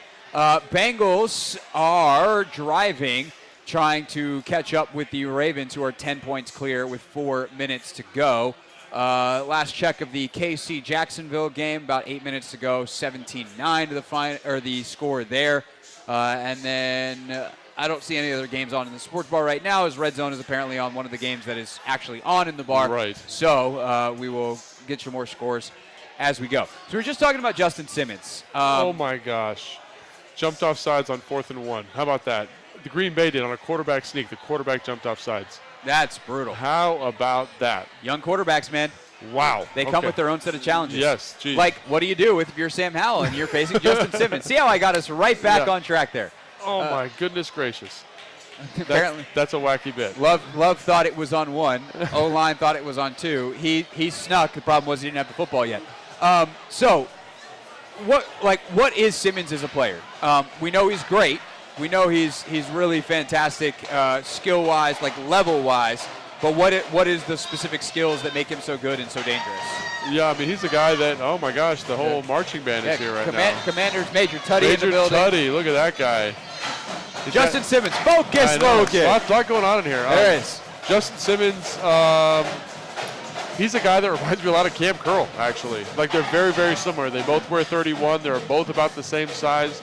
They're both very physical run players, while also having this ability to kind of be very dynamic and instinctive in the back end. So if you want to know what Justin Simmons is, look at Cam Curl and just say Justin Simmons has more ball production year to year than Cam Curl usually does. I was going to say, the biggest difference without a question is their production from the turnover standpoint. Yes. Simmons, one of the NFL's leaders the last couple of years in interceptions. Yes, like, is 20 in the last 4 years. Does he just cover a ton of ground, great ball skills? Does he break on routes well? Like, where are these interceptions coming where Sam Howell has to look out for today? You know, it's funny, when I watched the game, I was kind of like, he doesn't look like he looks like he's a box player, because that's how they were utilizing him against Las Vegas. But when you look at his other stuff, it's not like he's crazy fast, or he's a good athlete, obviously. But to me, it's just he's one of those guys who's got great instincts. He has great instincts for the football, great instincts for the route concept. Does a good job of being home, and very similar to Cam, very, very similar to Cam Curl in that regard. And I know he obviously turns the football over more than Cam does, but it's that same type of skill set, kind of unassuming a little bit, but he makes a lot of plays. Yeah, that's Logan Paulsen. I'm Craig Hoffman here on the Take Command pregame show, live from Tap Sports Bar at MGM National Harbor, where, again, the atmosphere picking up just 30 minutes from kick. So here at sea level, we look out at Denver. They got to deal with the altitude. Yeah. I have never heard of, hey, we're just going to go out there for less than 24 hours and basically pretend the altitude doesn't exist. So that's not why they're doing that, I don't think. Apparently, what Ron said at the podium was, when you're out there for less than 24 hours, it doesn't affect you. So what's the logic there? So I actually had I talked to a sports scientist who worked with the Navy SEALs, and what he was saying was basically that they only go out 24 hours maximum before an op, right? So if they're on site, like in Germany, they go out to Afghanistan, where they're going, it's 24 hours. And I said, well, why do you do that? He's like, your internal clock does not adjust to the time change in that 24-hour window. So in a perfect world, you'd want to get out there so you're not groggy or a little disoriented, not because of the altitude necessarily, but because of because of the circadian rhythms of your body, right? It doesn't have time to get back. So you'd be groggy instead of Sunday at kickoff, which is, I've felt that a million times in my career. You're kind of like, man, I feel a little lethargic. I'm not quite there. You don't feel that. You would feel that on Monday when you're back in Ashburn, hopefully, right? So I don't think it's an altitude-related thing. I think it's a sleep kind of rest, circadian rhythm thing, as opposed to, altitudes. Okay, so that's great. Does that make more sense? It makes more sense than the altitude thing. Yeah. Because the altitude part, when he said that, and I thought it was altitude related, it sounded like sticking your fingers in your ear going la la la la, and hoping that it was going to be fine. And news alert, it's not going to be fine if that's what you're doing. Correct, yes. I didn't know if I was missing something. Obviously, Jake Sankel's had a big week. Jake, their nutritionist, lots of talk about the beet juice that they get. It gets more nitrates in your body. It's a vasodilator. Yep. Yeah. You want to talk about that? So that's probably a different That's show. probably a different show. But basically, they've got all these tools, like, right. Even like a good pre-workout or caffeine, for example. They help kind of increase the amount of oxygen your blood can take in and right. the nitrates like you're talking about. Which is important because there's less oxygen available in the air. And so I've used it before. It might be all placebo, but it does seem to help, kind of get yourself more, like, less fatigued, I guess. So right. They have tools to help with the altitude and stuff. So when you played out there, like, the thought amongst NBA players typically is that if you can just make it to the first media timeout, you'll be all right. Like, you adjust, you're going to be short of breath the first 5-6 minutes of the game, and then you kind of adjust the rest of it. For an NFL player, as your experience out there, of course, we talked on one of the podcasts this week, your bigger problem was not the altitude, it was Von Miller. Yes, correct, but for the altitude portion, is it something that actually really matters when you get out there? Because it's funny, they have all these signs, they're like, warning, altitude sickness. Yeah. Altitude sickness is real. They use it as an intimidation factor. But once you're out there, do you think about it? It's funny. It's like I remember going out there, it was 2013, and doing the warm-up and being like, I'm like kind of, and it wasn't so much I was out of breath. I just felt like it was so dry. It was hard to breathe. And so I went back in the locker room. I talked to our nutritionist at the time, and he was just basically like, try this beet juice, and we'll put a little bit of this other thing in there and see how you feel. So I did that. I went back out for warm-ups, waited about 45 minutes, and I felt, I don't want to say fine, but pretty close to fine. You know what I mean? So, like, it was, you did feel it, but I think there's enough science now around it, and enough, like, if you can get past the psychological element of it, that it's not that big of a deal. Like, and is it a factor? 100%, or else I wouldn't have to do all this other stuff to kind of prep for the game. But I think they have enough of that stuff that they can kind of manage this at a higher level than they could even 15 years ago. Yeah, no doubt. All right, that's Logan Paulsen. I'm Craig Hoffman here on the Take Command pregame show. Again, don't forget, after the game, about 90 minutes after kick, somewhere around 8:30, 8:45 tonight, or it's 90 minutes after the final whistle, 8:30, 8:45 tonight, we will reconvene for the Take Command postgame show, which you can catch on YouTube at 1067 The Fan and the Team 980. Up next, Grant Paulson joins us for his weekly pregame hit. And then we will pick the game and hand it over to Denton and Linnell for the in-game show on the Team 980. That is next here on a Burgundy and Gold game day. And now Marcus Stewart for...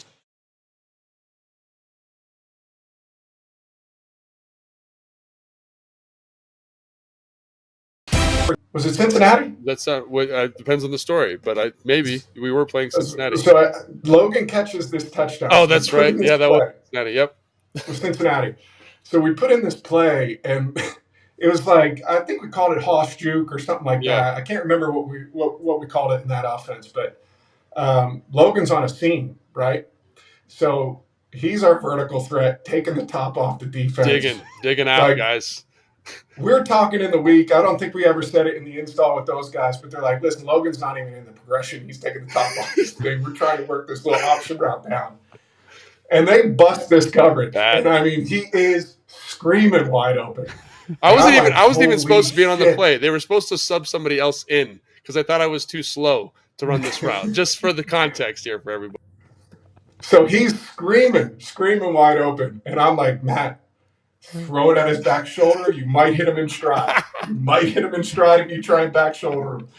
Threw it right at him. He catches it. It was an awesome touchdown.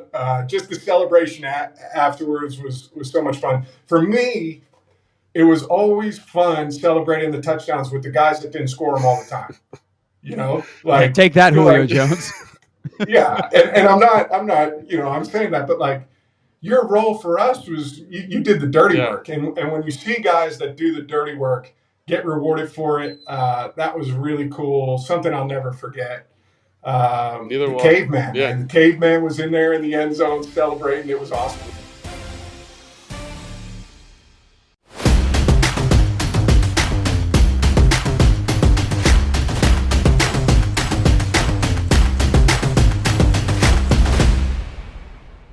So there was this play where we call it like it was, what is it, 19 Zorro. So basically like versus a 3-4 structure with an outside linebacker who is Von Miller in this case, I would get help from the fullback, like on inside help. So I could be really aggressive on my reach, really violent to the reach. And so it's me and DY, is a physical son of a gun. And so we take Von Miller and we put him, like, no joke, in the water cooler. Like, we put him way out there on the sideline. And we were like, this guy ain't nothing. Like, we're going to, we were so fired up. And so it ended up being like a 25 or 30-yard gain. So we were all fired up. And then Kyle's like, all right, let's come back to it. So, like, 2 plays later, we're running again, and we're running to the right. And I was like, oh, man, we are about to tee this dude up real quick. Just tune him up nice and good. And so I go out to get him. And I'm firing off the ball. My hat's low. I'm flat back. And I swear to God, like he was about as close as my hand was to my face. And he just disappeared into like mist. And he like swung me and I fell right on my face. And I just was like, oh my gosh. And like I went back and watched the film, and it was crazy how quickly he was able to like do his little basketball weave and then like just disappear from my vision and get inside and make the tackle. And I was like, oh, so now he's upset.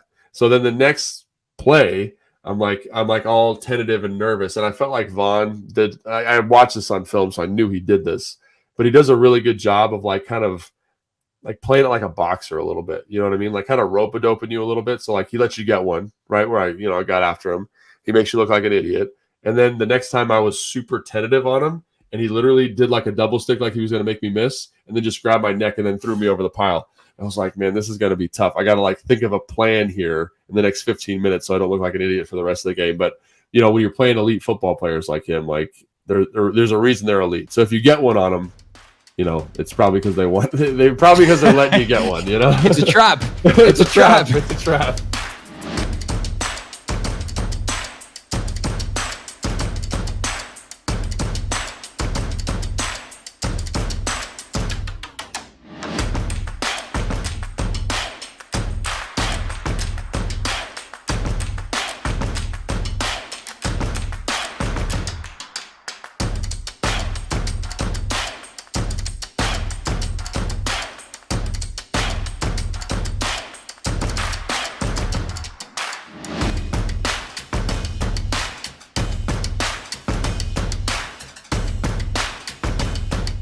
It's the Take Command pregame show on a burgundy and gold game day. We're live on the Team 980 on YouTube at 1067 The Fan and at the Team 980. And, of course, we are live and in person.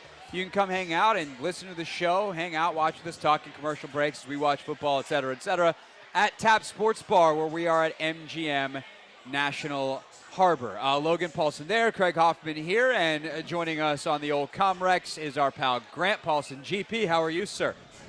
What's going on, fellas? Happy game day. How are we? Doing well. Trying to keep Logan focused as we're in the witching hour. It is a task, man. I have an 85-inch TV, 11 or so inches from my face right now, with a quad box going. So if I get distracted and I'm unprofessional, I'll apologize as well. The NFL is just the best, by the way. Yeah. All these games are coming down to the wire. You got 2 games in overtime. You got the Packers and Falcons within 2 points under 2 minutes. Every game right now, it seems like, is entertaining. This is great. It's great. Although, if you have an 85-inch TV, 11 inches from your face, and a quad box, I feel like you need to scoot back so you can actually see 4 boxes. Grant, you're missing action. I think I am. It's actually something we've been debating all day. I've been moving my couch back and forth, and my wife's kind of helping coach me up on how far away we are. I would say I like to be super close to the TV, so I'm actually more like 5 feet away, but I still think I need a little bit more. That's still pretty close, yeah. Yeah, we need some spatial awareness training here. We'll worry about that later. All right, for you, if the Commanders are going to win today, it's because what main thing happens? I think if they win the football game today, they avoid big plays defensively. I think they take away some explosives from Denver. And that's not something really, frankly, that I'm overly worried about with this offense. But I think if you make the Broncos go on long, sustained 10-plus play drives, they're going to commit the holding penalty that puts them behind the sticks. They're going to have something go wrong where they're, 3rd and long. And I'm not sure, frankly, offensively, if they're a good enough group in game number 2 under Sean Payton wanting to run the ball like they do, that they can overcome that. So if there's no big chunks, if you're not giving up, a 45, a 50-yard explosive, or a run that gets ripped off for 35 in a field goal range or something, I think that points are going to be at a premium, and you're going to make them earn everything. Totally agree. I think, for me, I think one of the big storylines is Sam Howell, how he handles this game. Obviously, this Denver defense is a completely different animal than what they saw week 1 against Arizona. What's the expectation for him? Yeah, I think, number one, it's going to be arduous because you're on the road. I've told you this when we talked this week, Logan. Yeah. I don't know what your experiences were as a player. I heard you guys talking about the altitude. But specific to the environment itself, of all the games I covered, and there was a time after one cycle of 4 years on the beat where I'd been in all but 4 stadiums, Denver was the second loudest NFL stadium I've ever been in. Very loud. Seattle was louder, and maybe that was just confirmation bias. I don't know. But I felt like being there, that was the loudest I can remember.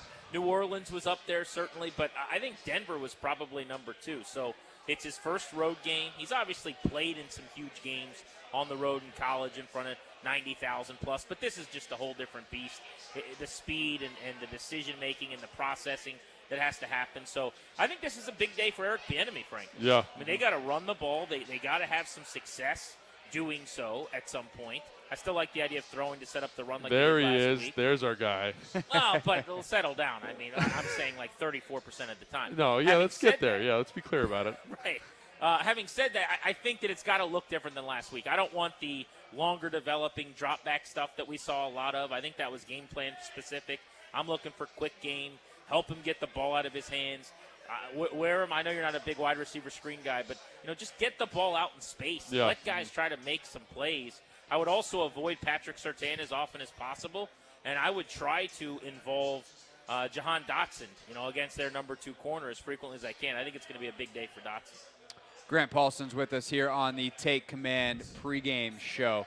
I think it's interesting, Grant, listening to fan feedback this week, whether it's the YouTube comments that we get or the calls that we take on the shows, and kind of watching the fan base rediscover what it's like to have a young quarterback. When you think of what Sam Howell is now and what he could be, like where do you think he is in the, obviously it's very beginning from a chronological space in the progression, but when you think about where he could go and the areas that he needs to improve, like where are you at on his progression so far through training camp and obviously putting it to the test week 1? So I think you said that really well, right? I mean, I think we have to remember where we're at in this process and that you're now back into the developing a quarterback mode here as a fan base. So I think Sam Howell, we're at a phase where I want to see him make really good plays mixed in with some of the bad that is inevitable. I'm looking for flash moments. And frankly, the phase I'm in right now, I'm looking for traits. I want to see athleticism and play extension and creativity out of the pocket and some poise, but also the big arm and accuracy, like all the stuff. I'm checking boxes right now. All right, can he process information quickly? Check. Can he be accurate short and intermediate? Check. Can he avoid backbreaking decisions? Can he get you out of the huddle and maybe out of some bad looks occasionally? Like all of those things, more so than results, as far as the process goes, is where I'm at. And I think you said it well, Craig.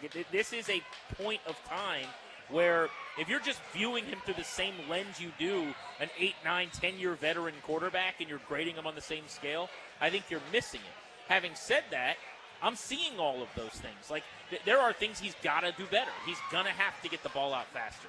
Frankly, going back to North Carolina, he was one of the quarterbacks who took the longest time to throw the ball and had one of the worst sack rates of QBs that have been drafted over the last 15 or so years. And that is my one big concern with him. So that's the one thing, game in and game out, I'm going to be harping on constantly. But I want to see a juxtaposition of big-time, big boy stuff with some of the very amateur mistakes that are going to come when you're a neophyte who's played 2 games. And so far, I think he's far kind of outperforming where you would normally be. If I'm watching like Desmond Ridder and guys like that today, Sam Howell every single week looks every bit as good as any of these guys with more experience. So that's where I'm encouraged. Yeah, I'm glad you said that too, because I do think he did show enough last week to kind of give you optimism, even though there were some warts to kind of Totally. what he was doing. In terms of the offensive line, obviously road games for the offensive line are extremely challenging. I don't think the offensive line was as bad as people seem to think that they were. We talked about this week that this week on your show. What's your take on that group, and what do they need to do today to secure the dub? Well, I think the first thing is if they're running the ball more effectively, which they couldn't get the run game going at all, I think it'll help them. Just because it's going to allow for them to kind of be more balanced, and defensively the Broncos can't tee off, number one. The second thing is I do think that you're going to see time to throw improve. Last week, they had the bottom 10 time to throw in the National Football League. If you look at next-gen stats in terms of how long it took to get the ball out of Howell's hands, some of that was him, and some of that was, I think, the design against the Cardinals. They didn't necessarily fear that pass rush. So I think on the road in a loud environment, when you know that the defensive edge rushers are going to get off at a quick rate, I think you're going to get the ball out faster. But, yeah, I would say offensive line-wise, I'm with you. Like, people look at the 6 sacks. I think one of those was probably on a tight end. A couple of those were on Howell.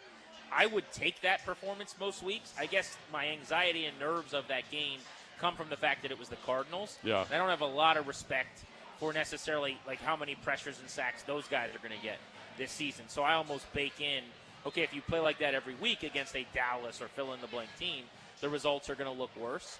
But I think the key for me is going to be, it's not just running the ball, but it is staying ahead of the sticks. It can be the short passing game. But I just think they've got to stay out of obvious passing downs, because that's when I think they're going to have big problems. They're just not going to hold up that well with their personnel right now in those areas. All right, last thing for you, GP. Obviously, I don't get a chance to listen to your show very often because I'm on Why the radio. Not? What are you busy doing? Same time. But I can just hear in my head Danny yelling about Chase Young and he's a bust and this, that, and the other thing. I'm just guessing that happens from, knowing Danny for a long time. So let me ask you this. For those that have had laser eyes on Chase Young and been waiting for him to come back and be the hyped guy that he's supposed to be, what does he have to do today? Does he have to not just play and survive the game and be moderately effective? Does he have to get like 2 sacks, or is him getting through the game going to be enough to quell some of the pressure on him in this contract year with all the things that have transpired the previous 3? Yeah, I mean, so let's be fair, right? If people have decided he's a bust, there's nothing he can do today to, fix that. And also, I think that they're being silly. He was the Defensive Rookie of the Year in his first season, and he was hurt with a torn ACL. Now, if you want to say he's been massively disappointing over the last couple of years when he's been on the field, I think that that's totally correct. If you want to say, you'd like there to be more of a less talking about how good he is and more seeing him go out and make plays, I'll sign up for that, absolutely. I think when you listen around the country, the conversation about him just does not match the performance, right? This is a guy that looks more like James Smith-Williams a lot of the time than he does Nick Bosa. I want to see some Nick Bosa. So I guess the answer to the question is, for the conversation to be really positive about him tomorrow, he's got to make 1 play. That's where I'm at. And that's where it's so unfair to be a tackle. I mean, think about it. If you're out there for 53 snaps and a guy gets home for a sack, whether it's a sack fumble or not, tomorrow the conversation is Chase Young's on pace to have a sack every time he plays. I think if he has a big play in the passing game, I expect a TFL. I expect him to be very good helping set the edge in the running game. But if he can get home in the passing game, hit a quarterback, create a turnover, do something, of all the reps he gets, make 1 big play in the passing game, I really, truly believe it's going to be a very positive next couple days for him. And people want to support this guy. They bought his jersey. They were fired up. He was the most hyped prospect they've had in years. People want to see it. They're just tired of not seeing it. Yeah, definitely a lot of Chase jerseys around here at TAP MGM. Let's get your pick, and then we go enjoy the game. Who you got? Famous last words here, fellas. I'm already regretting what I'm about to tell you. I got the good guys in the win column. Oh, all right. I definitely like them to cover. I think it's a field goal game. I think this reeks of 2017, maybe 23-20. So catching that extra half point is big for me. But I'm going to say Commanders win the game 23-20, and I think Jahan Dotson goes for 100 yards. All right. That's a couple predictions from Grant Paulson there. For more analysis, you can check he and Danny out tomorrow afternoon, 2 to 6:30 on 106.7 The Fan. GP, thank you, sir. Enjoy the game. Thank you guys. Enjoy the rest of the afternoon. Thanks, bud. All right, that is Grant Paulson. When we get back here on the Team 980 and streaming live on YouTube at the Team 980 and 106.7 The Fan, we will pick the game. And then it is time to hand it off to Denton and Linnell for the Burgundy and Gold in-game show. That is next here on a Burgundy and Gold game day.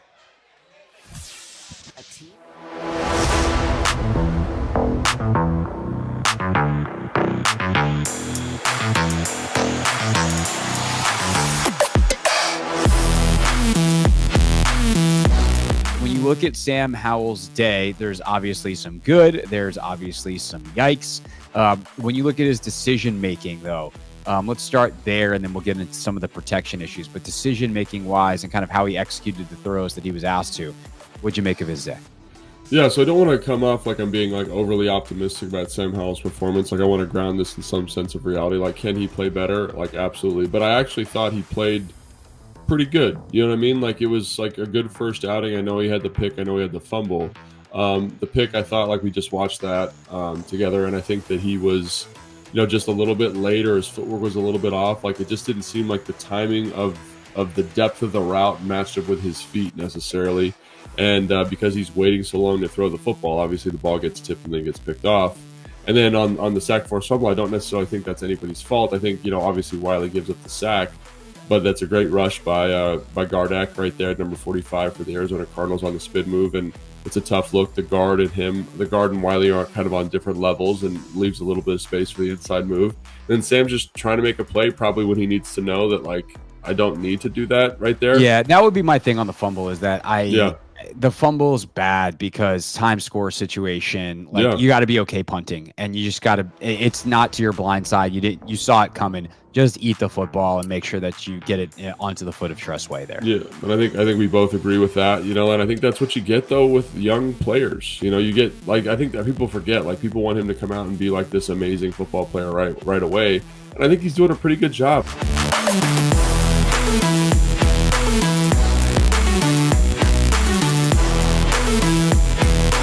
Last guy to mention real quick, Antonio Gibson.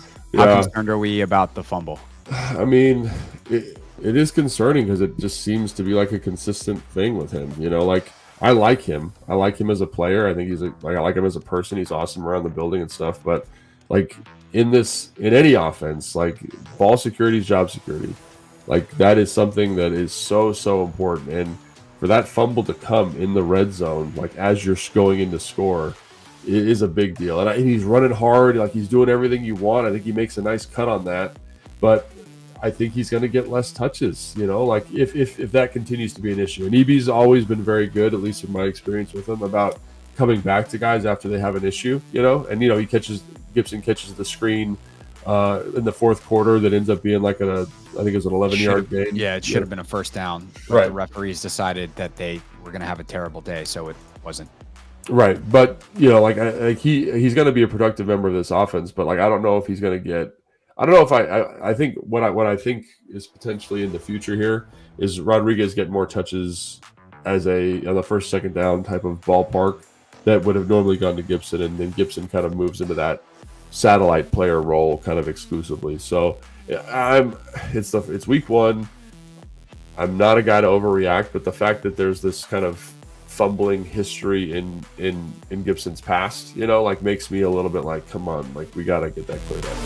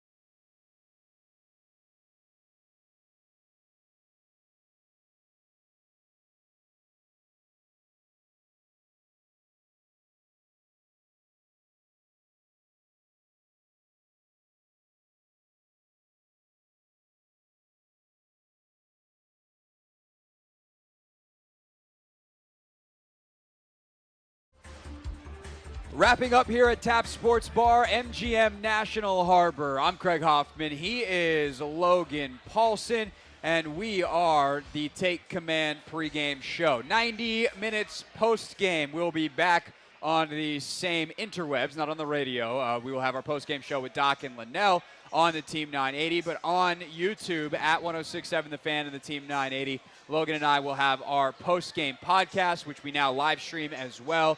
Then make sure that you are subscribed to Take Command and Apple Podcasts, Spotify, the Odyssey app, wherever it is that you listen, and you can get the analysis there if you miss the live stream. Of course, our other two podcasts throughout the week, the film breakdown coming up midweek, and then the preview of next week's opponent each and every Friday morning. All right, Logan, that's enough housekeeping. Let's get down to business.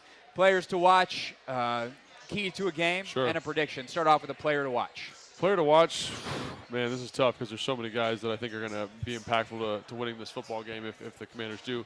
I'm going to say Montez Sweat. I think I like his matchup the best. I think also the other one that would be interesting would be Daron Payne, because I think both those guys draw really favorable matchups on the offensive line. They're going to run the ball a lot like we've talked about Denver is. But in those passing situations, can you exploit those matchups? Can you get the ball out? Can you do what they did last week and kind of take over the game? And I really think that's something that I'm going to be watching with both eyes open. How about you? I'm going to watch Jahan Dotson. Oh, I love it. I love it. Because I think there's a chance he has a real big day. Like, for all the huffing and puffing we've done about Terry, there's a reason defenses are going to focus on Terry and why we think Jahan is going to wind up being the leading receiver in terms of at least reception numbers this year for this team. Sure. So can this be a day where he's got 8-9 receptions for 110, 120 yards and a touchdown? I think that's really possible for him. So Jahan Dotson, certainly a big one. Because, I also think there's a little bit of overreaction of they've got to run it. Like, that's just not philosophically the way Eric Bieniemy thinks about football anymore. Now, he did say this week, he's like, Andy got to me a little bit, but I still have my running back in me. Sure. I will go back. But, he realizes that the short, quick passing game is the best way to open up a defense, and that those opportunities are there more on first and second down because you are getting simpler coverage structures because defenses have run responsibilities. Dude, so 100%. I still think they're going to pass the ball a fair amount today. A lot of it will be short, quick. Sam's going to have the marching orders to get the ball out quickly. The big question is, can he do it? All right, so those are our players to watch. Most important thing today for a Commanders win, key to the game. Key to the game.